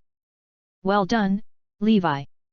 I didn't expect you to have stumbled upon this place, admitted Erwin after taking a deep breath. Emma, you should know the rules. Whoever knows about you and your location will be killed, let alone your son. He'll never walk out of here alive because we can't have the world Know of your true identities. A murderous glint flashed in Erwin's eyes before he coldly ordered, kill all three of them. If it were the usual, Erwin would have captured a beauty like Zoe for his own enjoyment. However, there was too much at stake then. The Protector Chapter 926. Breaking the Rules. When Emma and Zoe heard that Erwin wanted them killed, both of them panicked. Please spare my son, Mr. Browse. I'd never said that I wanted to leave Margot City. Heck, I wouldn't even leave this courtyard, begged Emma after kneeling before the man. Mom, what are you doing? Levi quickly helped his mother up. What if he spreads the information that you're here or goes to the garrisons? I can't allow that to happen. My father would never allow it. Killing them is the only way to avoid complications, insisted Erwin. Kill me if you have to, but please let my son live. Emma stood determinedly before her three guests. You've broken the rules, Emma. They'll have to die. With a wave of his hand, dozens of Erwin's men rushed inside with shiny daggers in their hands. Close your eyes, Mom. You too, Zoe, instructed Levi.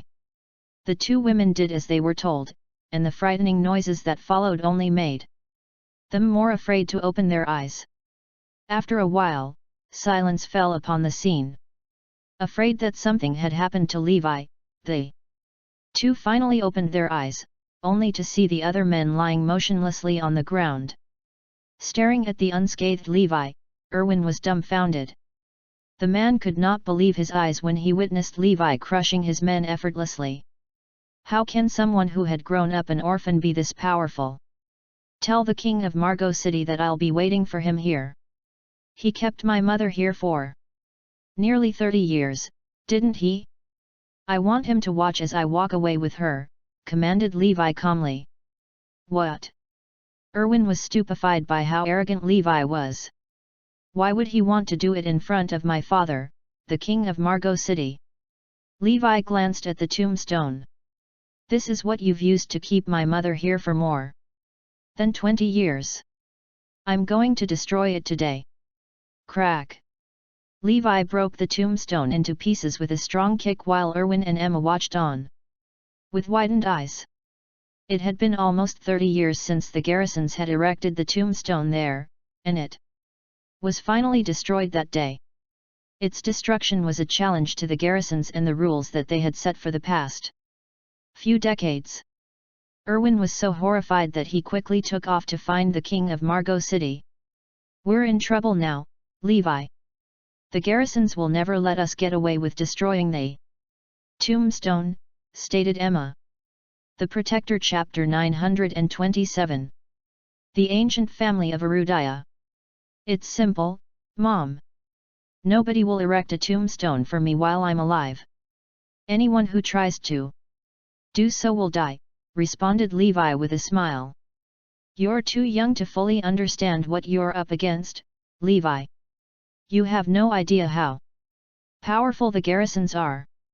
Emma shook her head helplessly. Is that so? I'd like to see it for myself.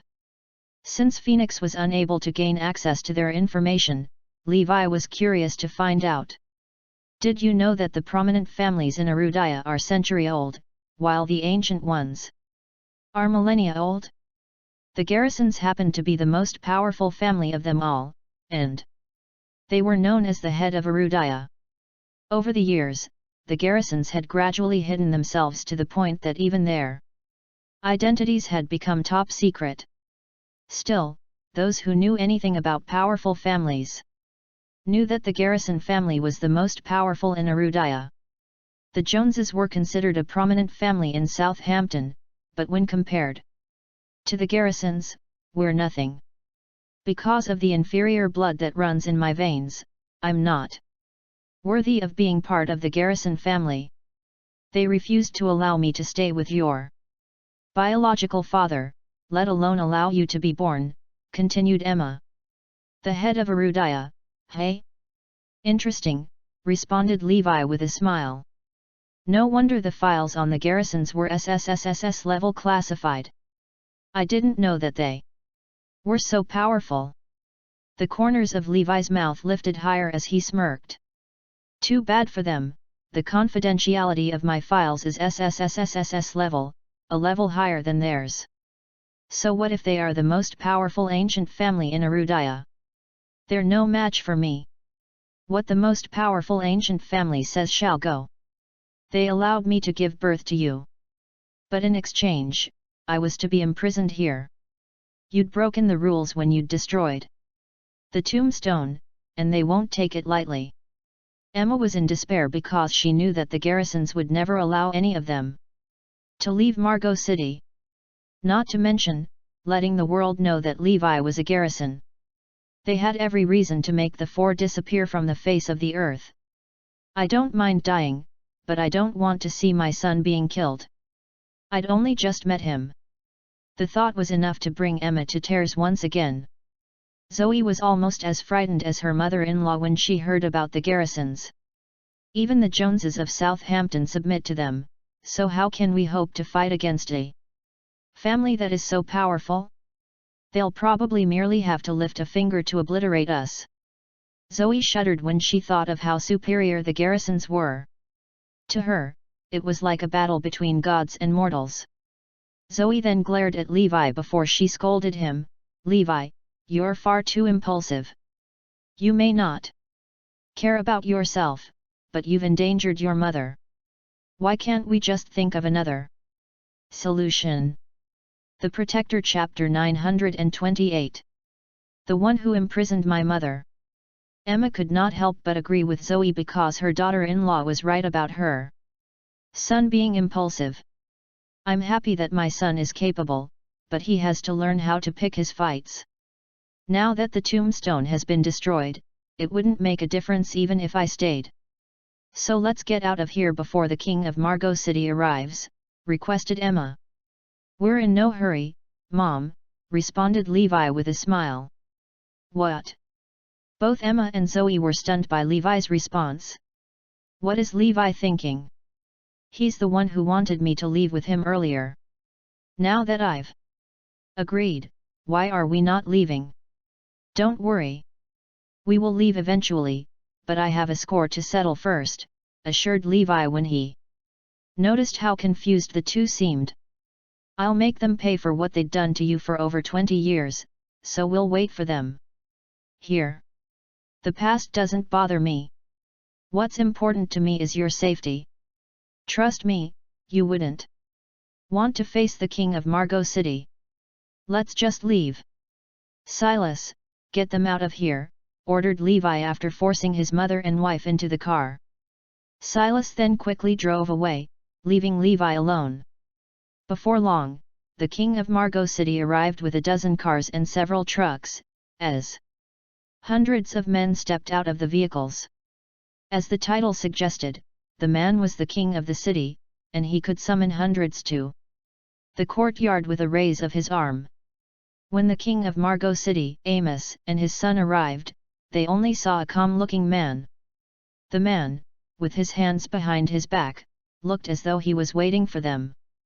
"Where's Emma, that old swine?" shouted Amos. "She probably took off." "We just spotted a car outside," answered Erwin. "Father, let me go after her." "No. I have eyes all over Margot City. They won't get away," stated Amos coldly before entering the courtyard to stare at Levi. "So, you're Emma's bastard son?" Without a hint of emotion, Levi remained silent. "Weren't you an orphan who was abandoned to the streets? How did you find this place?" Amos was curious as to how Levi had done it. "Answer my father, you bastard!" "Are you dumb?" roared Erwin. "You're not worth it." The arrogant answer stunned Amos, who never expected anyone to speak to him in such a manner. "So you're the king of Margot City? The one who'd imprisoned my mother for almost 30 years?" asked Levi. Amos laughed out loud before replying, "That's right. I'm the one who's kept that old swine here." The Protector Chapter 929.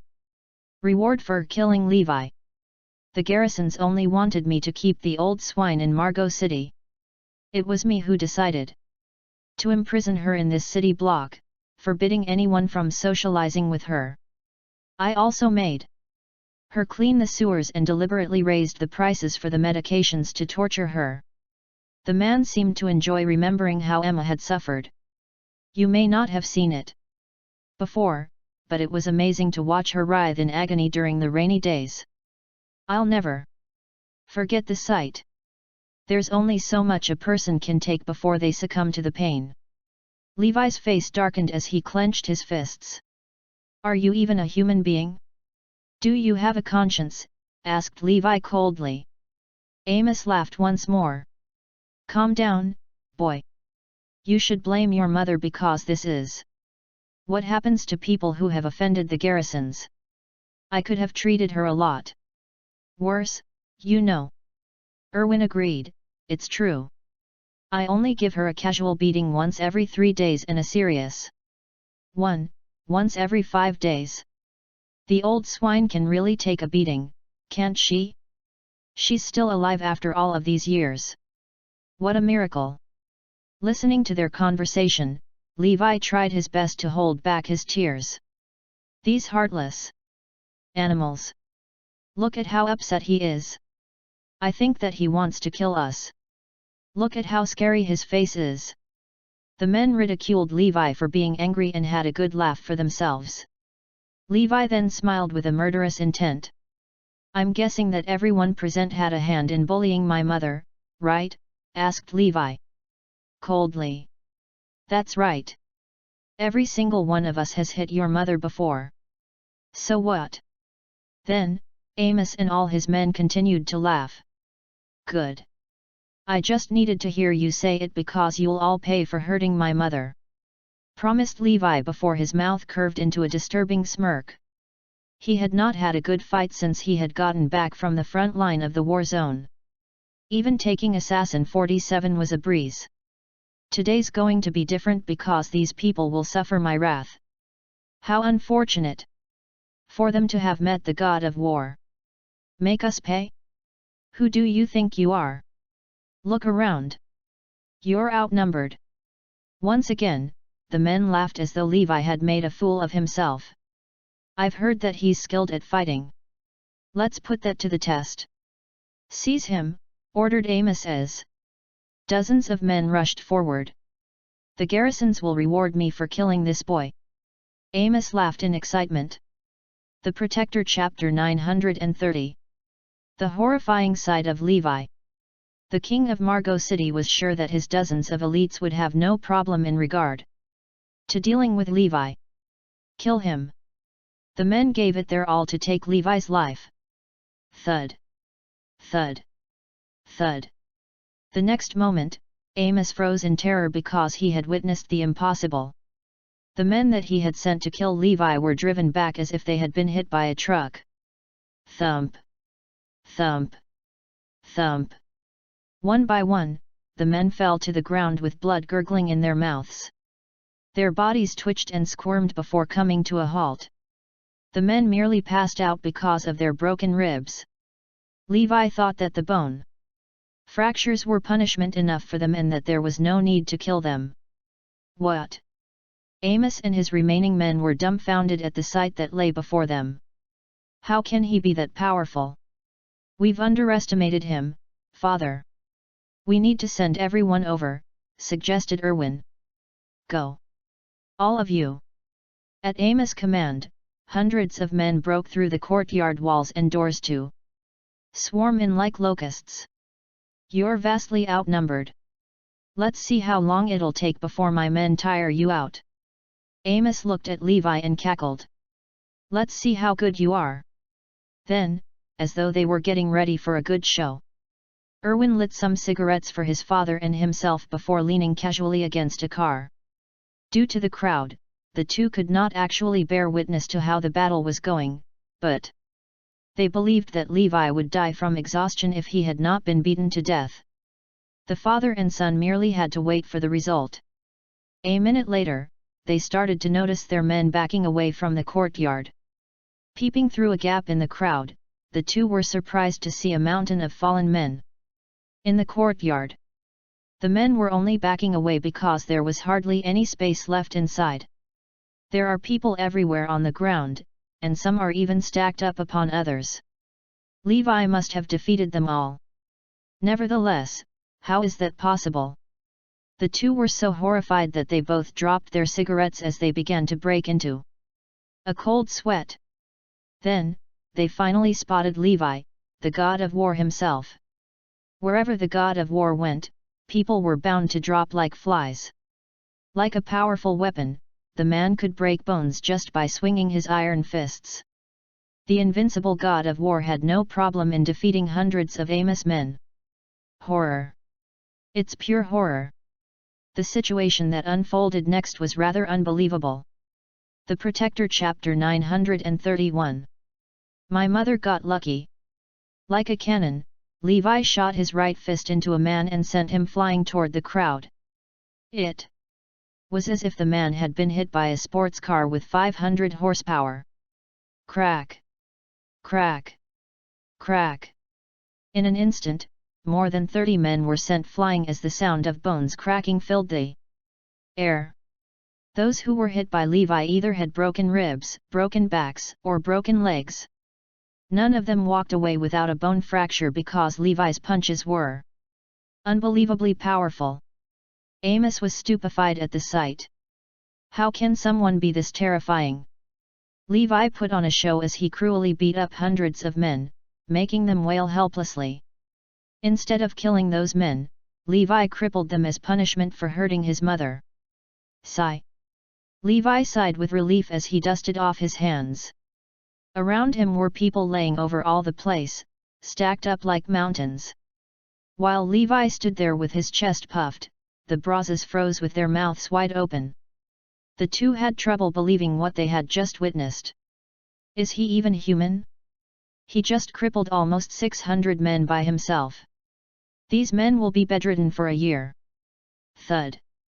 Erwin slipped from the car and sat down helplessly on the ground.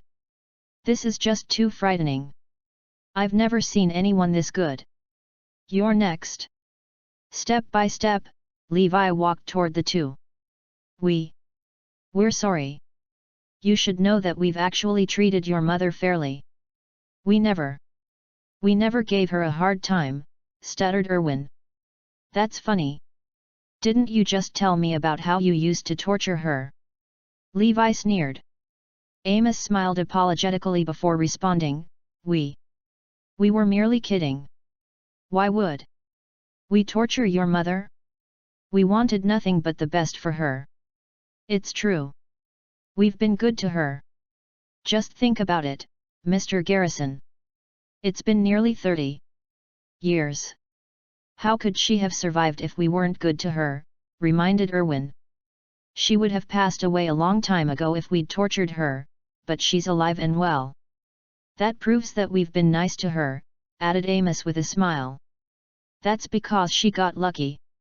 She was strong, roared Levi suddenly, which scared the living daylights out of the Brazos. Why don't you take a guess at what I'm about to do to you guys, suggested Levi with a smirk. The Protector Chapter 932. Going against the Garrisons. The Brazos knew well that Levi's smirk could only mean trouble for them. Please spare us, Mr. Garrison. We were only following orders. We're no different than dogs. The two quickly begged Levi for his forgiveness. The masters may be despicable, but the dogs aren't any better. A murderous glint suddenly flashed across Levi's eyes before he grabbed Amos by the collar and lifted the man off the ground. Amos kicked his legs in the air as his face quickly turned red from suffocation. Thump! Crack! Levi punched Amos on the ribs, and immediately, the sound of bone cracking could be heard. The punch had completely fractured the man's ribs. Arg!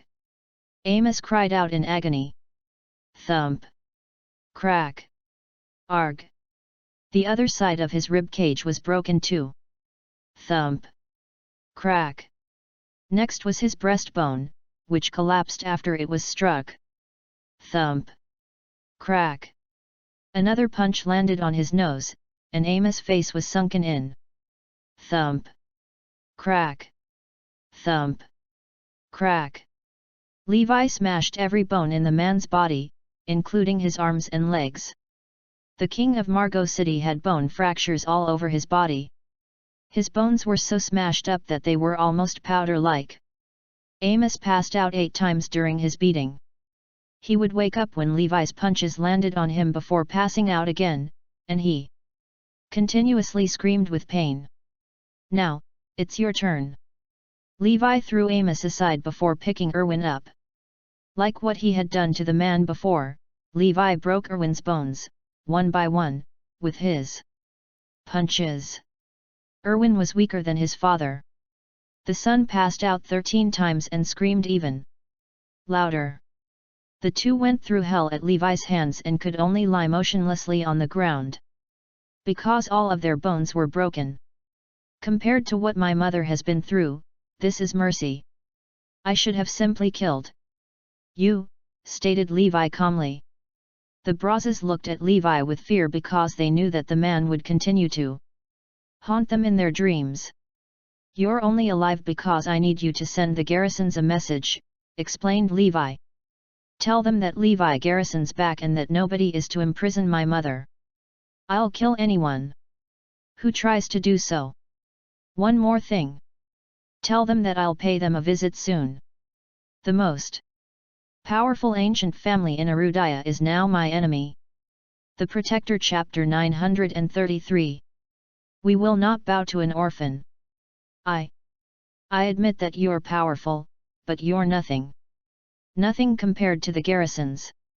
It took every bit of strength in Amos to force out those words. They're the most powerful ancient family in Arudaya, the head of Arudaya. There's no way that one man can overthrow a millennia-old ancient family. They'll never bow to a bastard like Levi. That's also why I didn't kill you. I want you to witness how I crush the Garrisons, explained Levi calmly. Thump. He then stomped on the ground with both of his feet, causing the house that had imprisoned Emma for nearly 30 years to collapse and turn into billows of smoke. After that, Levi turned to leave the place. He had finally destroyed his mother's decades-old prison that day and undermined the Garrison's authority. Glancing at Levi's back, the Brazos scoffed, "You can't escape the Garrisons. You'll see. Eventually." At that moment, Silas had already left Margot City. Although there were obstacles along the way, they were nothing that she could not handle. On top of that, Zoe had powerful allies watching over her, like the fully recovered Hades. Most of the obstacles along their way were already taken care of. "What happened to my son? Please. We have to go back," begged Emma in tears. Zoe was also worried about leaving Levi alone. "Don't worry. Mr. Garrison is fine," assured Silas confidently. She was somewhat regretful that she did not get to see the god of war in all of his glory. "Silas, you seem to have a lot of faith in Levi." It was by women's intuition that Zoe noticed how Silas had changed her attitude toward Levi. Silas used to see Levi as her enemy, but she has since changed and she now seems to revere him. The same thing happened to Iris. Somewhere along the line, she began to treat Levi differently, as if he was a changed man. Like Silas, she'd put a lot of faith in Levi and had seemed to revere him too. What happened to the both of them? Zoe was starting to get paranoid and thought that everyone was hiding something from her. "Mr. Garrison is not a reckless man," explained Silas. At that point, a call came in from Levi, so Zoe and Emma finally heaved a sigh of relief. "He wants us to return to South City without him. He'll meet us there." Zoe then asked Silas to continue driving. "Emma, the border is just up ahead. When we pass it, you will have finally stepped out of Margot City," uttered Zoe as she looked sympathetically at Emma. "What a poor woman. She's been imprisoned here for half her lifetime." "No. I can't do it," exclaimed Emma suddenly when she was reminded by Zoe. If I step out of Margot City, we'll be doomed. The Protector Chapter 934. Live and die together. What's wrong, Emma? Asked Zoe in confusion. I will have broken my vow if I leave. The Garrisons will surely kill Levi. I know better than anyone just how powerful they are. You may not know this, but the Garrisons had sent a servant to silence the entire Southampton. The servant made sure that everyone in the city said nothing of me. He was merely a servant to the Garrison family, and he alone was enough to frighten an entire city. Imagine what the entire family can do. When Zoe and Silas heard that, they both took a deep breath, for they had a new understanding of the Garrison's strength. If their servant was powerful enough to control the entire Southampton, it's hard to imagine how much more powerful the Garrison family is. The king of Margot City was nothing to the Garrisons. He's not even worthy of being there. Guard dog. That's why I can't leave this city. For Levi's sake, I insist on staying here. Emma then quickly got out of the car. You can't do this, Emma. I know Levi. He'll never give you up, not even if he has to go against the Garrisons or die trying. He won't let you walk you away like this. Zoe immediately stopped Emma, who pessimistically responded, I don't want anything bad to happen to the both of you. It doesn't matter how hard we try, we'll never beat the Garrisons. That's fine with me. From the day I married Levi, I've sworn to be by his side no matter what. We will live and die together. Whatever comes, we'll get through it together. Good girl. Levi is blessed to have a wife like you. Emma was moved by her daughter-in-law's words. When they reached South City, Zoe immediately brought Emma to barbershops and beauty salons in the malls to give her mother-in-law a makeover. Emma, we'll get the best doctors to treat you, and you'll be in the pink of health again, promised Zoe as she held Emma's arm. The three were about to enter a barbershop when a car suddenly drove toward them. Then, Meredith, Robert, and the others stepped out of the car. What are you doing, Zoe? Asked Meredith coldly. Grandpa, Grandma, let me introduce you to. Before Zoe could finish, Meredith interrupted, there's no need for that. We know who this is. She is Levi's mother, isn't she? Meredith glanced at Emma with disgust. She looks older than I'd thought. Not only does she look dirty, rather, but she also reeks. Let go of her now. She's filthy, commanded Meredith. The Protector Chapter 935. Stay away from her. Self-conscious, Emma lowered her head and dared not to look at the well-dressed Meredith. Nearly 30 years of hardship had taken its toll on the woman. Emma went from being a rich girl to a lowly old woman. Thinking about her son was the only thing that kept her alive. Otherwise, she would have already killed herself. Feeling inferior after what Meredith had said, Emma subconsciously moved her arm and kept her distance from Zoe. Grandma, this is Levi's mother, but she's also my. Meredith interrupted her granddaughter once again, are you trying to tell me that she's your mother-in-law? You and Levi are divorced, so that man has nothing to do with you anymore, much less his filthy mother. Just look at how dirty she is. And the horrible smell. How can you be related to a beggar like her? Meredith's words only further deprecated Emma's self-esteem. She knew that she was only a liability to her son and daughter-in-law, regardless of her identity or other aspects. Grandma! How can you say that? Exclaimed Zoe.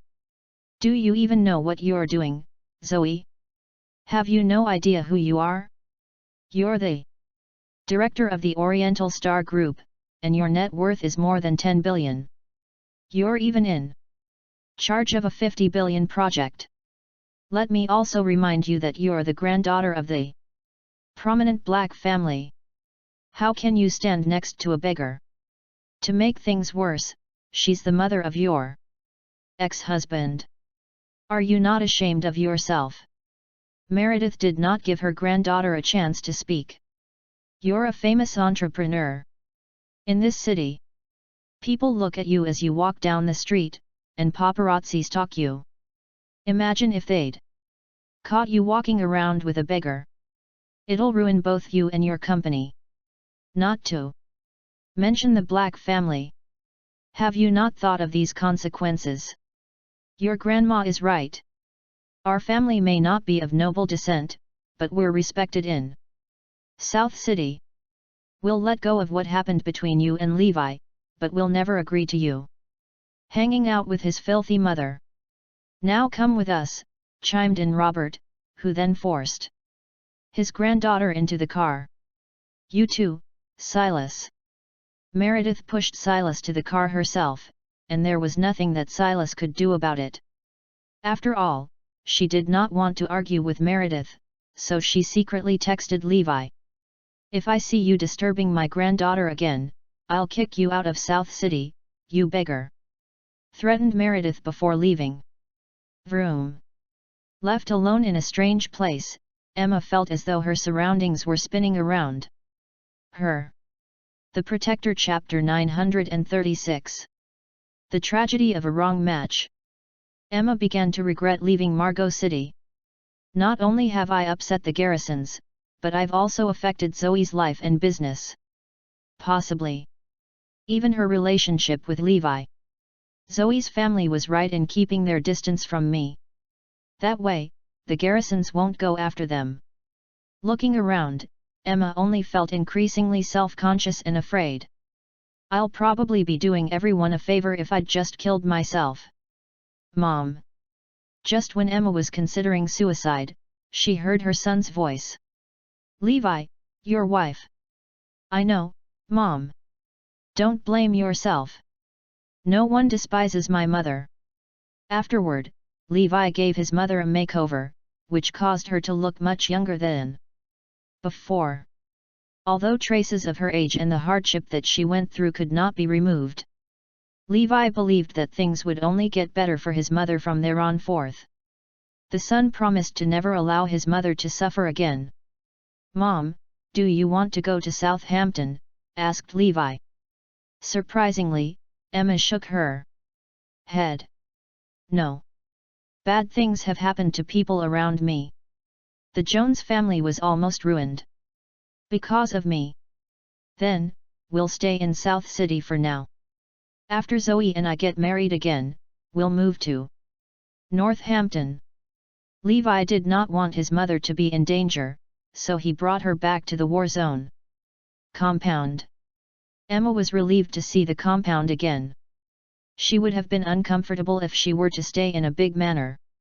Looking at the compound, Emma was smart enough to figure out why Zoe's grandparents had wanted nothing to do with her or her son. Zoe had a net worth of tens of billions, while Levi was evidently worth much less. Zoe would make a wonderful daughter-in-law, but she's out of our league. This kind of mismatched marriage can only end in tragedy. Emma harbored such thoughts to herself. Isn't that what happened to my own marriage?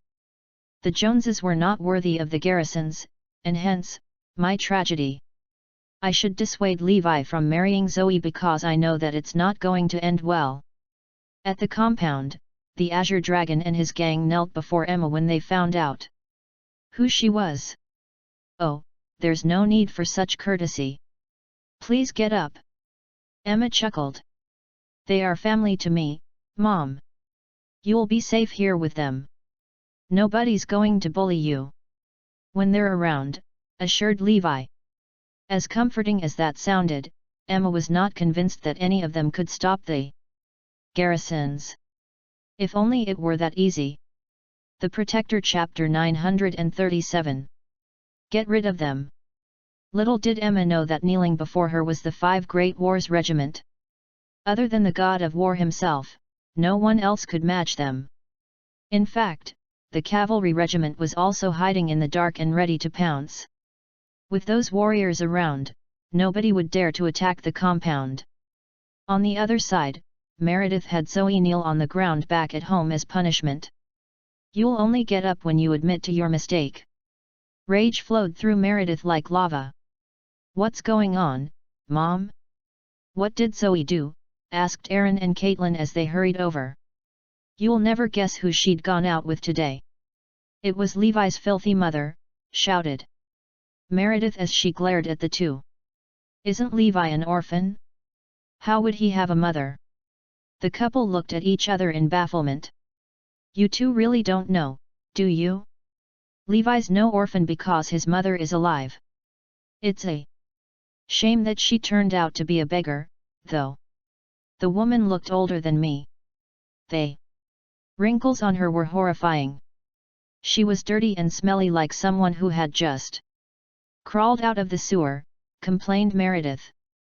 "I think that she is a sanitation worker. I noticed the uniform that she was wearing," added Robert. "Zoe was walking around with that beggar on a bustling street. If the paparazzi took a photo of that, Zoe would be in big trouble. Besides, she's already divorced from Levi, so who is she to go shopping with the man's mother?" continued Meredith furiously. Aaron and Caitlin were upset as well when they heard that. "You're in the wrong here, Zoe. Why did you go out with Levi's mother? Didn't we tell you to stay away? Levi was never a capable man. You're way out of that kept man's league. And now, he's even brought his beggar of a mother along. The two of them are trying to live off of you. Levi's filthy mother must have heard about you. That's why she's deliberately trying to take advantage of you." The couple exchanged looks before Zoe finally voiced out, "Mom. Dad. It's not what you think it is. She's not that kind of person." Zoe wanted to tell them the truth about Emma so badly, but it did not seem like a good idea. "I don't care what kind of person she is, and I have no interest in finding out either. We have only one thing to tell you. From now on, you and Levi are over. You'll have nothing to do with that man anymore. Even if our family has to exhaust every resource and call in all favors, we'll make sure that the two of you are separated. Or, we'll simply drive Levi and his mother out of Quebec," threatened Robert and Meredith in unison. The blacks were hell-bent on separating Zoe and Levi, no matter the cost. The Protector Chapter 938. One man against a city. Zoe was stunned, for she never expected her parents and the entire black family to oppose her marriage. "You will kneel until you learn your mistake." Meredith glared daggers at Zoe. "Hurry up and admit that you're wrong, Zoe. Apologize to your grandma," ordered Caitlin. "And Aaron." "I've done nothing wrong," insisted Zoe. "Then, you shall continue to kneel. Let's see how long you can keep this up," responded Meredith angrily. She never had any problems in regard to controlling the other young ones in the family. Zoe was the only one who was always rebelling against her grandmother, and that was why Meredith felt that her authority was challenged. Meanwhile, in Margot City, Amos and his men were being carried away by family members. Because nobody could move. It did not take long before the one handling Amos heard of what happened. Amos only knew that the man's name was Caleb and that he was a servant to the Garrisons. Caleb was the servant who had rampaged through the entire Southampton, silencing the city overnight. Amos was unable to imagine just how powerful the Garrisons were, seeing that their servant could do that much to a city. The man trembled all over when his phone rang. "Do you know what you've done, Amos?" asked a cold voice. I do." Amos was so frightened that he could almost cry. "You'd better have a good explanation for Emma's absence in Margot City. Even her courtyard was laid to waste. To tell you the truth, Emma's bastard son came for her, and he was insanely powerful. My men were crippled and so was I. Mr. Garrison, you have to avenge us." He had even said that He was not afraid of your family and that he'll be seeing you soon. Amos exaggerated the incident, in hopes of getting the Garrisons to avenge him, but Caleb merely laughed in response. That bastard thinks that he can challenge the most powerful ancient family in Arudaya. He's not even worthy of being my opponent, let alone the entire Garrison family. Heck, he's not even worth mentioning to the Garrisons. Levi thought that the Garrisons would hear about him when he instructed Amos to send the message, but little did he know that he had not earned a mention yet. The man's appearance was not even worth mentioning to the Garrisons. Such news had merely reached the family's servant. Since Emma has broken the rules, the Garrisons no longer have to abide by the agreement. Levi and his mother are nothing but a nuisance to the family, so the only way to deal with them is to kill them, exclaimed Caleb as a murderous intent flashed across his eyes. Excellent! Amos almost cheered out loud. The Protector Chapter 939. Is this your mother? Even the servant despises Levi, let alone the Garrison family. What makes him think that he has a chance against the Garrisons? Erwin gritted his teeth in anger. The man was not exaggerating because the Garrisons were indeed unbelievably powerful. In the Braz's opinion, no matter how powerful Levi was, he would not be able to do a thing about the Garrisons. Going against the most powerful ancient family would only get the man killed. The Brazes were about to celebrate when they heard Caleb's voice. This will be the last mistake that you'll ever make. Boom! Suddenly, the Brazes' heads exploded. A prominent family like the Garrisons would never have allowed the Brazes to live. They had always been decisive in tying up loose ends, and they would never tolerate mistakes. Seeing what happened with Emma, they had to contain the situation. But there was a deathly silence in Amos' eyes. Even with his bones broken, Amos thought that he could at least live, but things did not turn out as he expected. That night, anyone who knew about Emma disappeared along with the Brazes. On the other side, Zoe had knelt for a full day but still believed that she did nothing wrong. So Meredith decided to stop the corporal punishment. After all, Zoe was the hope and future of their family. Meredith and her husband then had a discussion with Zoe's parents. Let's find Levi and his mother. Then, we'll drive them out of Quebec so that Zoe will never see them again. I believe that this will work. We should also buy them off. Aaron and Caitlin immediately agreed with the suggestion before heading off to the war zone compound with Meredith and Robert. Levi was surprised to see them there. What brings you here? Where's your mother, Levi? Call her out, ordered Meredith. What's going on, Levi? Emma stepped out when she heard the commotion. Both Aaron and Caitlin grimaced when they caught sight of how weak and old Emma was. They soon realized that Meredith was not exaggerating at all. What a disgrace! Having her with us would be an insult to the family. This ugly-looking thing shall never be our in-law. Levi was bad enough, but his mother is even worse. We were right to insist on the divorce. Mother really does know best. This time, we'll make sure that Zoe doesn't end up with Levi again. So, this is your mother, Levi? Asked Aaron. That's right. What about it? Ha ha ha. Suddenly, Aaron burst out laughing. The Protector Chapter 940. Get out both of you. Levi was puzzled, but the sensitive Emma could tell that Aaron was mocking her. The mother felt terrible for bringing shame upon her son. Aren't you an orphan? Seeing as such, why would you have a filthy? I mean, is this a joke? Inquired Aaron. Levi shook his head. I'm not joking. This is my mother. So, you'll live with your mother, chimed in Caitlin. She's my mother. Of course, she has to stay with me. You're a good son, but have you thought about your future? Asked Aaron seriously. What does that mean? Didn't you say that you'd wanted to marry Zoe and have a grand wedding? Now that you've found your mother, are you planning to have her stay with you and Zoe? Aaron was trying to control his anger. Of course. Zoe's already met my mother, and they had no problem getting along. I don't see why we can't live together. I don't think so, roared Aaron suddenly. Do you know what people say about you? Almost everyone at Morris knows that you're a deadbeat. Are you and your mother planning to live off of Zoe for the rest of your miserable lives?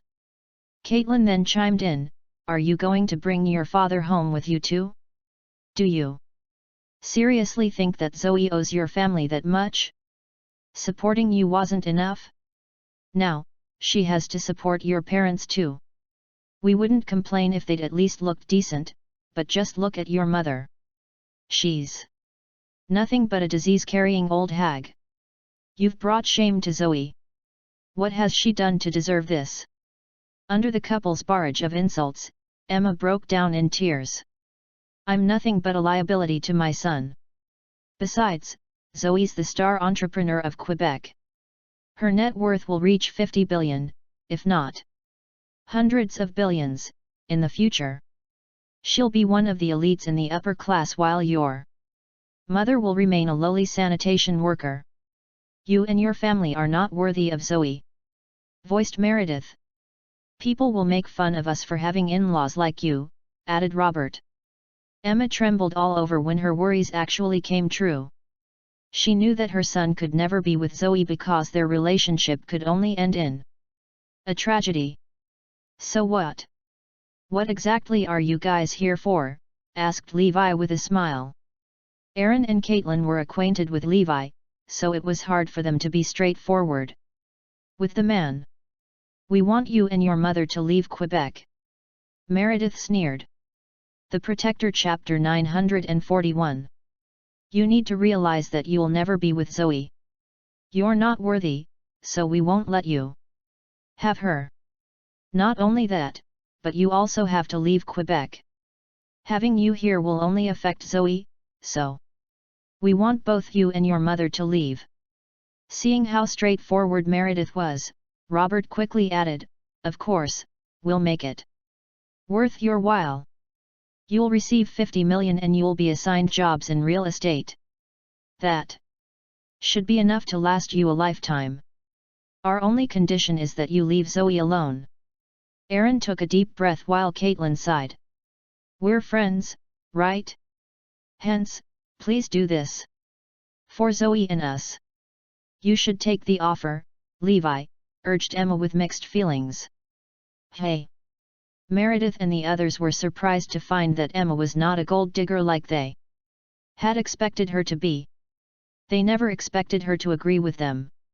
I'll be honest with you, Levi. Zoe's a nice girl, but she's out of your league. It'll only end in tragedy. Just look at what happened to me. Emma had also wanted to keep Zoe safe from the Garrisons, and asking Levi to let go of her was the only way. Did you hear that, Levi? You should listen to your mother. You may have a big mouth, but it's time to face your reality, snickered Meredith. Levi gazed deeply into his mother's eyes as he began to think to himself. You may think that I'm out of Zoe's league, but that's only because you don't know how powerful I've become. There's no one in Arudaya that can match me. With a wave of her hand, Meredith signaled Jenny to hand a check and other things over to Emma. We don't need such things or your pity. Levi stopped Jenny in her tracks. You should know that I go wherever I please. I'm in charge of my own fate. I will not let go of Zoe because we're truly in love with each other. Nobody can come between us. Levi made his intentions crystal clear. As long as Zoe loves me, no one can separate us. The god of war was afraid of no one. Do you still call yourself a man? Are you not ashamed of yourself for clinging on to Zoe like that? Even your mother has asked you to let go of her, so stop bothering Zoe, shouted Jenny furiously. Stay out of my business, responded Levi after glaring at the woman. Levi Garrison, The Return of the God of War. The Protector Chapter 942. Robert and Meredith then stormed off and were determined to drive Levi and his mother out of the city. No matter what, Levi will never be good enough for you, so don't even think about marrying him, shouted Zoe's parents when they got back home to her. Zoe already knew what they had done, and she wanted so badly to reveal Levi's relationship to both the Joneses and the Garrisons. However, that would probably only make things more complicated, seeing that the blacks were terrified of the Garrisons. Zoe could not help but feel sorry for Levi and his mother. Not only did they have to deal with the Garrisons, rather, but they also had the blacks breathing down their necks. What should I do about this? Zoe got anxious when Meredith and the others started to discuss how they would drive Levi and his mother out. Levi's good at fighting, so we have to get someone better if we want them out. Meanwhile, Emma was crying. I'm so sorry for the trouble that I've caused, Levi. You wouldn't have had any problem in marrying Zoe if it weren't for me. Now, we'll both be chased off. I won't allow it, stated Levi furiously. You're safe here, Emma. We'll make sure of it, promised Azure Dragon, Kieran, and their comrades. Not even the president himself can do a thing to Emma while we're around. However, Emma still seemed worried. This is just the beginning. Getting kicked out of this city is nothing compared to what the Garrisons are going to do to us. That night, it was quiet as usual at the Joneses' residence. The council members of the Jones family were having a discussion in the meeting hall. Leading the group was Mia, with the ever-helpful Michael by her side. Thump. Rumble. Suddenly, a loud rumbling sound came from the yard, and the earth shook beneath their feet. What's going on? Everyone quickly rushed out to the yard, only to catch sight of a figure standing there. The figure sank its feet into the ground and left deep footprints on the yard. It turned out that the figure's footsteps were the cause of the rumbling. Michael was scared stiff when he saw the person. 28 years ago, that same person killed all the elites in the Jones family and silenced the entire Southampton, stopping all information from getting out. Now, he's returned. Reminded of the horror, Michael immediately fell to his knees. You've honored us with your presence, my lord. It was Caleb, the servant of the Garrison family, who had arrived. His cold eyes fell on Michael before he shouted, "How dare you tell that bastard of where Emma was?" Levi Garrison, The Return of the God of War. The Protector Chapter 943. There must be some mistake. I did no such thing. I don't even know where she was kept. Michael panicked as he knelt before the furious servant who could easily destroy his family. If you didn't tell him, how did the bastard find out? Caleb did not think that Levi was capable of such a feat. Who are you calling a bastard? You'd better mind your manners, rebuked a cold female voice. It was Mia, who would not tolerate anyone calling Levi a bastard. Michael and the others were stupefied by how she had spoken to the man who took on the entire Southampton. Caleb then shifted his focus to Mia. Who are you? Levi's my brother, and I won't allow you to insult him. Besides, you don't get to speak ill of him. Mia kept her eyes fixed on Caleb. Levi's the invincible god of war. Nobody insults him. You'd dare to speak to me in such a tone? Aren't you afraid that I'll kill you? Asked Caleb. After sizing the woman up. Boom. Caleb's body exuded a murderous aura so terrifying that the color drained from Mia's face. Suffocating because of her fear, Mia clawed at her throat as though an invisible pair of hands were choking her. Faced by death itself, Mia could not help but break out into a cold sweat. Caleb cackled before asking, "What are you going to do if I call Levi a bastard again?" Even though Mia had difficulty breathing, she forced herself to respond, I will stop you." I'm not afraid of you. You've got guts. I like that. I'll spare you for now because I want you to watch me when I kill that bastard, stated Caleb coldly. He's going to kill you instead. Do you think you can take on my brother? Dream on. Not even the entire Garrison family can beat him, let alone a servant like you, shouted Mia with every bit of strength in her. She had complete faith in Levi even before she knew about his identity, and she was certain that he could beat anyone with his iron fists. Ha ha ha. Caleb suddenly cackled because he found it amusing that someone would have such faith in the bastard. Has this woman lost her mind? Or is she just not thinking straight? So he wants to fight the Garrisons? Then let me tell you of the true strength of the Garrison family. When Caleb was done sharing the information on the Garrison family, there was dead silence at the scene. The Joneses always knew that the Garrisons were powerful, but they never knew just how powerful the family was until that moment itself. Do you still think that your brother stands a chance against the Garrisons? Levi Garrison, The Return of the God of War. The Protector Chapter 944. Mia had a determined expression on her face. I've told you this before. Provoking my brother would be a grave mistake on your end. Sure. Just you watch, I'll deliver his head to you soon. Caleb laughed. Initially, he had plans to exterminate the Joneses that very night. However, his plans changed with Mia's appearance. He wanted the ignorant, innocent lass to witness just how powerful he was, just how fearsome the Garrison family was. He also wanted her to see just how powerless her brother was when compared to the most powerful ancient family in Arudaya.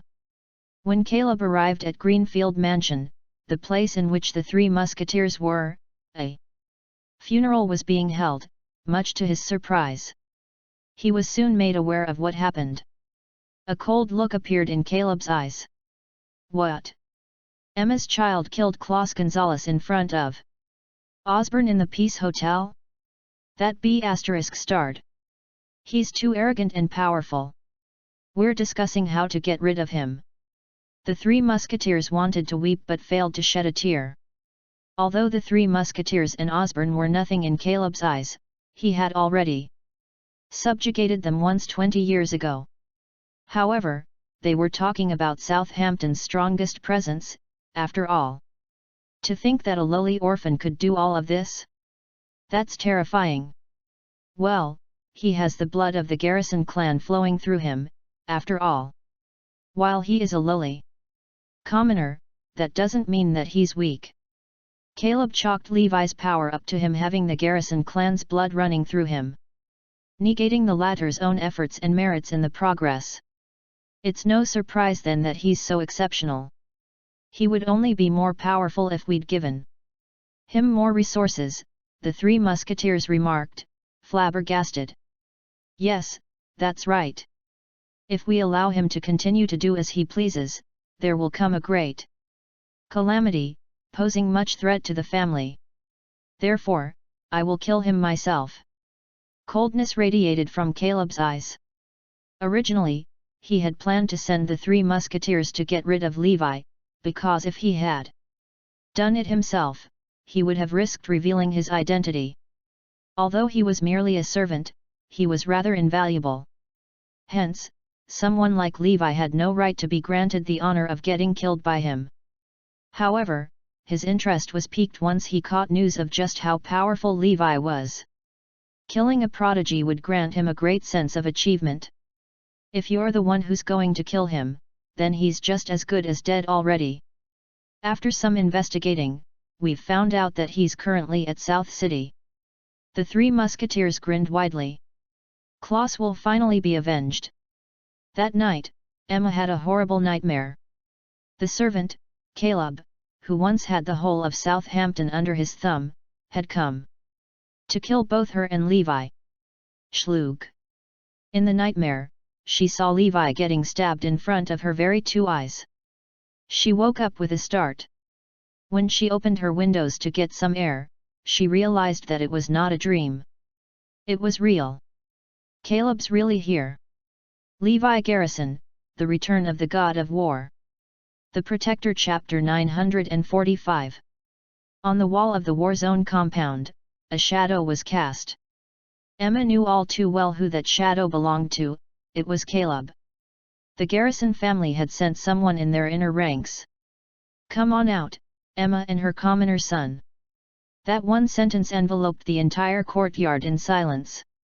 At this moment, the military dogs started barking. It turned out that they had not even noticed Caleb until he had spoken. Emma fell to the ground in fear. "Now that Caleb's here, we're all as good as dead. I don't care if I die. All I care about is Levi. He cannot die. Sleep well, Mom." Levi's voice rang out while he shut the windows. The next moment, Levi, an azure dragon, appeared in the courtyard. Not bad. That's to be expected of the B****, with our noble blood flowing in his veins. It's no wonder the peasants all want to climb to nobility. Having noble blood sure is great. Just a little will change the entire course of your life. Caleb laughed coldly. In the most powerful families, bloodlines and statuses were extremely important. For example, Caleb used to have a different first and last name, but when he became a servant of the Garrison family, he was given his current name. He was extremely honored, and immediately tossed his old name aside. To him, his new name was a status symbol. How insolent! You're merely a servant, yet you dare to talk to my boss in this manner. Black Tortoise warned in a low muffled voice. You sure are capable, punk, to have been able to chase us down all the way to Oakland City. Nonetheless, this is a mistake on your part. I came to kill both you and your mother today. Caleb shouted coldly. As soon as they heard that he was here to kill Levi, they all started laughing. Is he an idiot? Do you have a death wish? White Tiger had a ruthless smile on his face. He was excited to finally have a worthy opponent. No, let me do it. Levi stepped forward. He had heard from his mother that the Garrison family did not care about her at all. For nearly 30 years, the one who controlled her was Caleb, the servant, while the king of Oakland City was his dog. Therefore, it could be said that Caleb was the one who had brought suffering upon his mother. I must kill him myself. Phoenix, hand me a knife. Phoenix handed him a military knife with his name carved on it. Interesting, to think that someone who served would challenge me. I wouldn't have thought that a worthless B**** like you would have served the country. As expected, Caleb was extremely skilled in combat, one could tell from his mannerism and his choice of weapon. You sure are insightful. Levi laughed and walked toward Caleb with deliberate footsteps. You think you can kill me? What an idiot! Caleb laughed coldly. He drew a long knife slowly, and it shone with a pale blue light. Over 20 years ago, he had conquered Southampton using this very knife. Levi Garrison, The Return of the God of War. The Protector Chapter 946. Getting killed by me should be an honor. Caleb charged forward as soon as he said that. He was so fast that human eyes could not keep up with him, and it seemed as though he was teleporting. He was 10 times as fast as the King of Assassins. There were about 10 meters of distance between them, but he crossed that in a flash of an eye. He's so swift! Azure Dragon and Kiran exclaimed. Even on the battlefield, there were not many people who could rival this speed. Caleb swung his knife with such force that it created a gust of wind so strong that it seemed to have created a force field. However, he did not expect Levi to be swifter than him. The two of them passed each other and stood still for 10 seconds. Levi blinked. He was unscathed. Meanwhile, blood flowed down Caleb's neck. He widened his eyes in shock. To think that I would meet my end because of a B** like him? His lifeless body fell to the ground. If word got out that Caleb was killed by Levi in just a few seconds, many people's jaws would have dropped to the floor in shock. Haha, boss, to think that after having not fought in such a long time, you've only gotten stronger. White Tiger laughed heartily. As expected of the most powerful ancient family in Erudaya, even a mere servant is so powerful. Azure Dragon analyzed. That's right. It's a common saying that the people of Erudaya are not to be underestimated. What a shame that the Garrison family had met such a monster on the battlefield. Upon handing the knife back to Phoenix, Levi uttered indifferently, "Send his body back. I'm officially declaring war on the Garrison family." In the room, Emma was still trembling. "Mom, everything's fine now. Get some sleep." Levi smiled. "Hey? What happened to Caleb?" Emma was both anxious and fearful. "He's been taken care of. You're going to be safe from now on," Levi comforted her. Emma was astonished. "He's so powerful that he could even kill Caleb? Have I been underestimating him? Could it be that he actually does have the capabilities to go against the Garrison family? No. That's not possible. No matter how powerful he is, he can't go against the Garrison family. They're legendary. I would liken their power to that of a dragon." In the past, Levi's power could be likened to that of an ant, but even now that he became stronger, he's still nothing more than a sparrow. How could a mere sparrow defeat a dragon? The Garrison family is way too powerful. What should we do next? Once they get news of Caleb's death, the Garrison family will come knocking for sure. Soon enough, they'll send over someone who is even more powerful than Caleb. Will Levi be able to defeat that person? If the Garrison family were to come, the only thing I can do is to plead for them to spare us. I'll agree to anything that they'll suggest. If worst comes to worst, I'll die for Levi. After all, I have a valuable secret in my hands." Levi Garrison, The Return of the God of War. The Protector, Chapter 947. When Caleb's body was sent back to Southampton, Osborne and the Three Musketeers were at a loss for words. Caleb's dead? Judging from the state of his wound, he was defeated in mere seconds. Caleb was a legendary presence who conquered Southampton by himself 20 years ago. To think that he's been killed. This. Try as they might, they could not wrap their heads around it. Someone as powerful as him was defeated in mere seconds? If word gets out, the world will be shaken. That Levi, he's so powerful despite being a mere servant? The fear that the mention of his name brought was remembered vividly, even to this day. Just how powerful can he be? The Three Musketeers began to panic. Their previous unquenchable thirst for revenge dissipated in an instant. Besides, who would even dare to take revenge? Nobody would unless they have a death wish. Our top priority is to send Caleb back, Richie exclaimed. Nevertheless, where do we send him?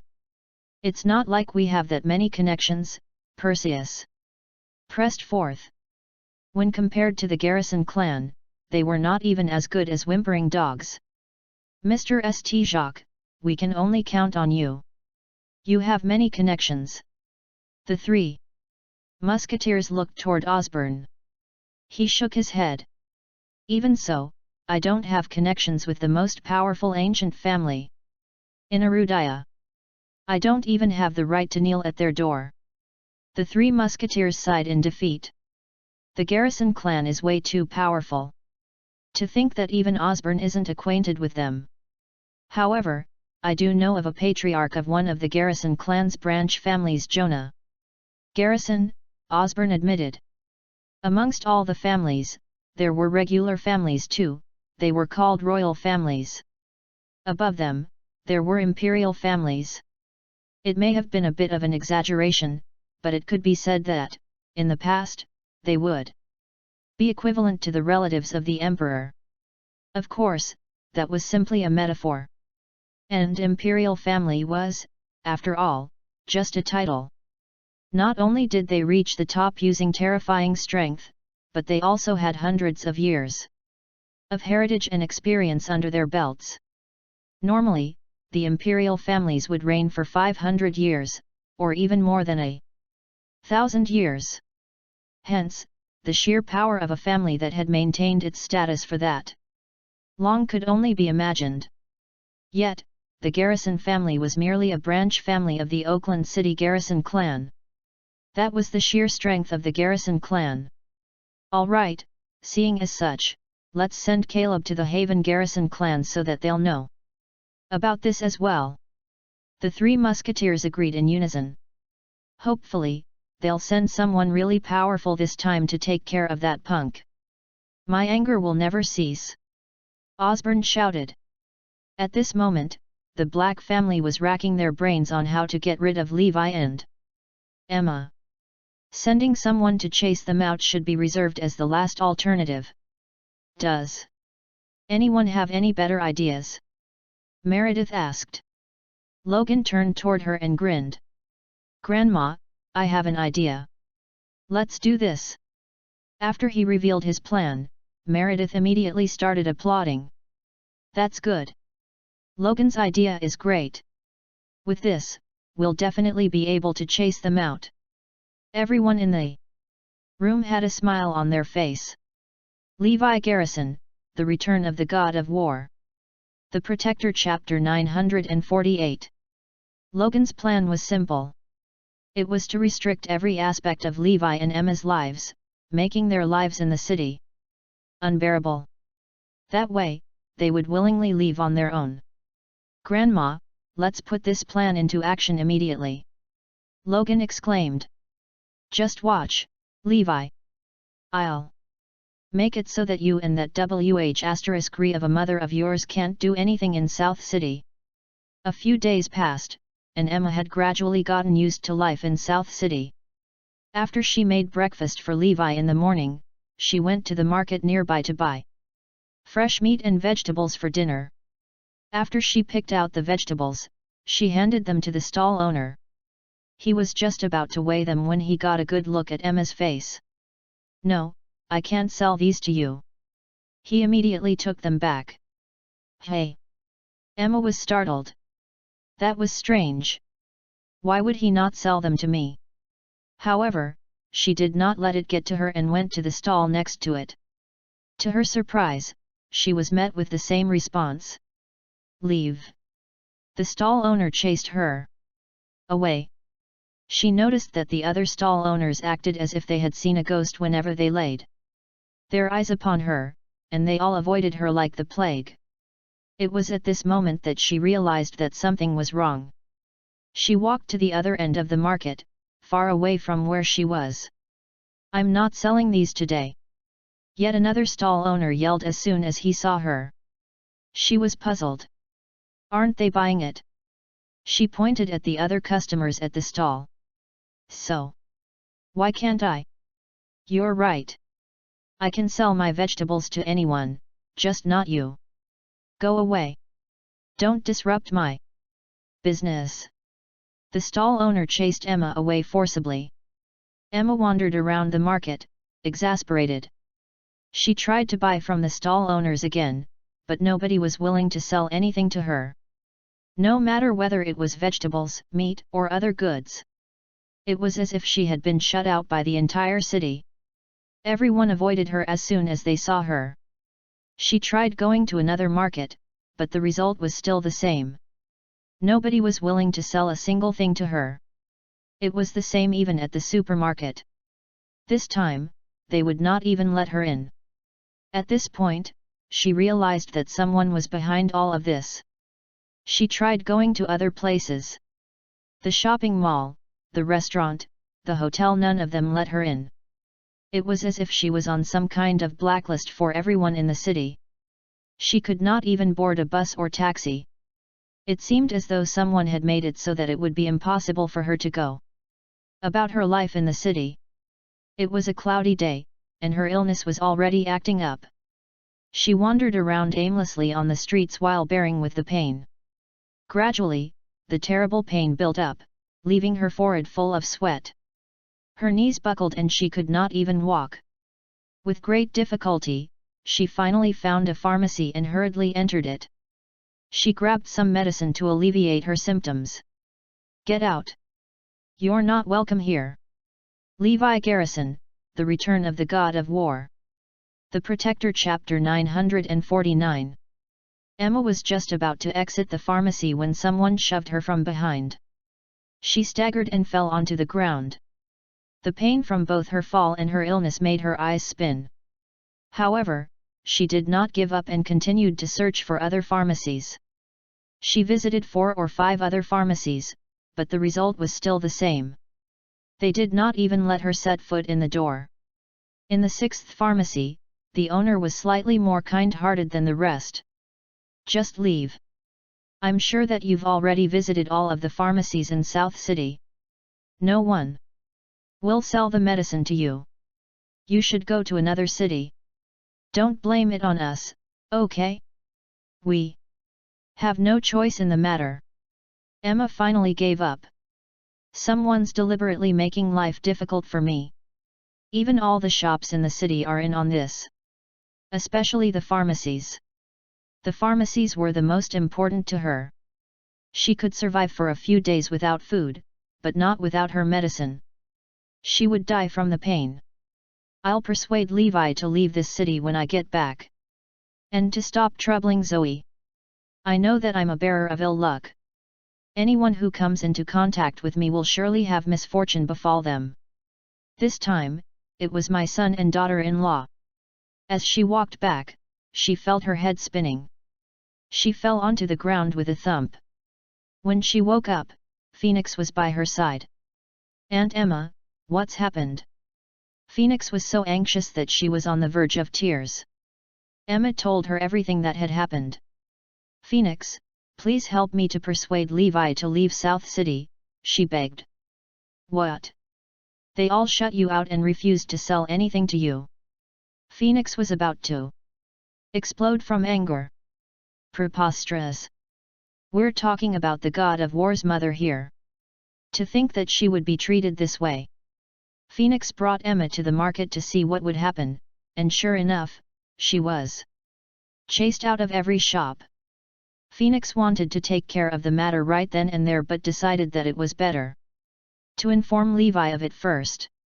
Hence, she brought Emma to the hospital and used acupuncture to temporarily ease her pain. Bang! Very soon, Levi arrived, panting from having rushed to the hospital as soon as he heard what had happened. "What's going on? The pharmacies refused to sell you medicine," Levi demanded. "Yeah, it's not just the pharmacies, either. All the other stores have Aunt Emma on their blacklist too. They won't sell anything to her," Phoenix uttered in a low, muffled voice with her head down. "The Black family? Just you wait." Levi was increasingly furious. His mother was his Achilles heel, and the Black family knew that. He wanted to laugh. "The whole city's tormenting my mother, hey? She's already so old and frail, and now they want to treat her like this? She's done nothing wrong." Levi Garrison, The Return of the God of War. The Protector Chapter 950. Very soon, Emma's medicine was delivered to their doorstep, courtesy of Alfie. The medical department of the Dragon Legion had all kinds of medicine available. "Hey? Weren't we shut out by the entire South City? How have we gotten the medicine?" Emma asked, puzzled. "Mom, don't worry about it and just take it. What happened today is just a trivial matter for me," Levi replied. Big, hearty bouts of laughter rang out in the Black family courtyard. "Haha, did you know, Grandma?" Levi's mother fainted from pain. Restricting where she can get medicine is equivalent to restricting her very survival. This way, I'll say that we don't even have to control the other markets. Logan and Jenny laughed. They were behind everything that had happened that day. There was no merchant who would dare to go against their demands. They were overjoyed, especially upon seeing Emma in great pain. They had even filmed it with their phones and went around displaying the humiliating video for everyone to see. Haha, they'll definitely be gone from South City within 3 days. Logan uttered. That's right. If this continues, even if Levi's mother doesn't die by hunger, she'll die from pain. Meredith followed. Levi's a worthless wretch, too. He won't do something until his back's against the wall. It would have been so easy for him to have just taken the 50 million and left when we'd offered it, but no, he had to force us to take things into our own hands. Isn't it so pathetic that they're going to have to leave on their own accord now? He's not getting a single cent. Ha ha ha ha. If he has the guts to go against the Black family, then he had better be prepared for how we'd fight back. Everyone in the room burst out laughing. What are you doing? What are you looking at? At this moment, Zoe walked in. Nothing. Everyone hurriedly avoided her as they hid the phone. This has to do with Levi and his mother, right? Zoe asked coldly. Meredith admitted to it. Yes, you're right. We're going to chase them out of Quebec so that there'll be no one here to cause you any more trouble. What? I never agreed to this. Zoe was astonished. You don't have to concern yourself with this. They'll get out of here on their own accord. Within 3 days, Jenny and Logan explained. You can't stop us unless you sever all your ties with your parents and the rest of the Black family, Meredith announced bluntly. All Zoe did was to look at them with anger in her eyes, because they were right. There was nothing that she could do. However, there was no way that she would merely sit and watch the disaster unfold. Oh, Levi! To think that we were still worried about how to stop him and Zoe from getting together. We didn't expect that he would have brought that WH*3 of a mother with him. Isn't that just giving us a golden opportunity? Meredith smirked. Zoe glared at her and went back to her room. Having enacted punishment on Levi and his mother, the Black family was in over their heads. That night, something big happened in South City without their knowledge.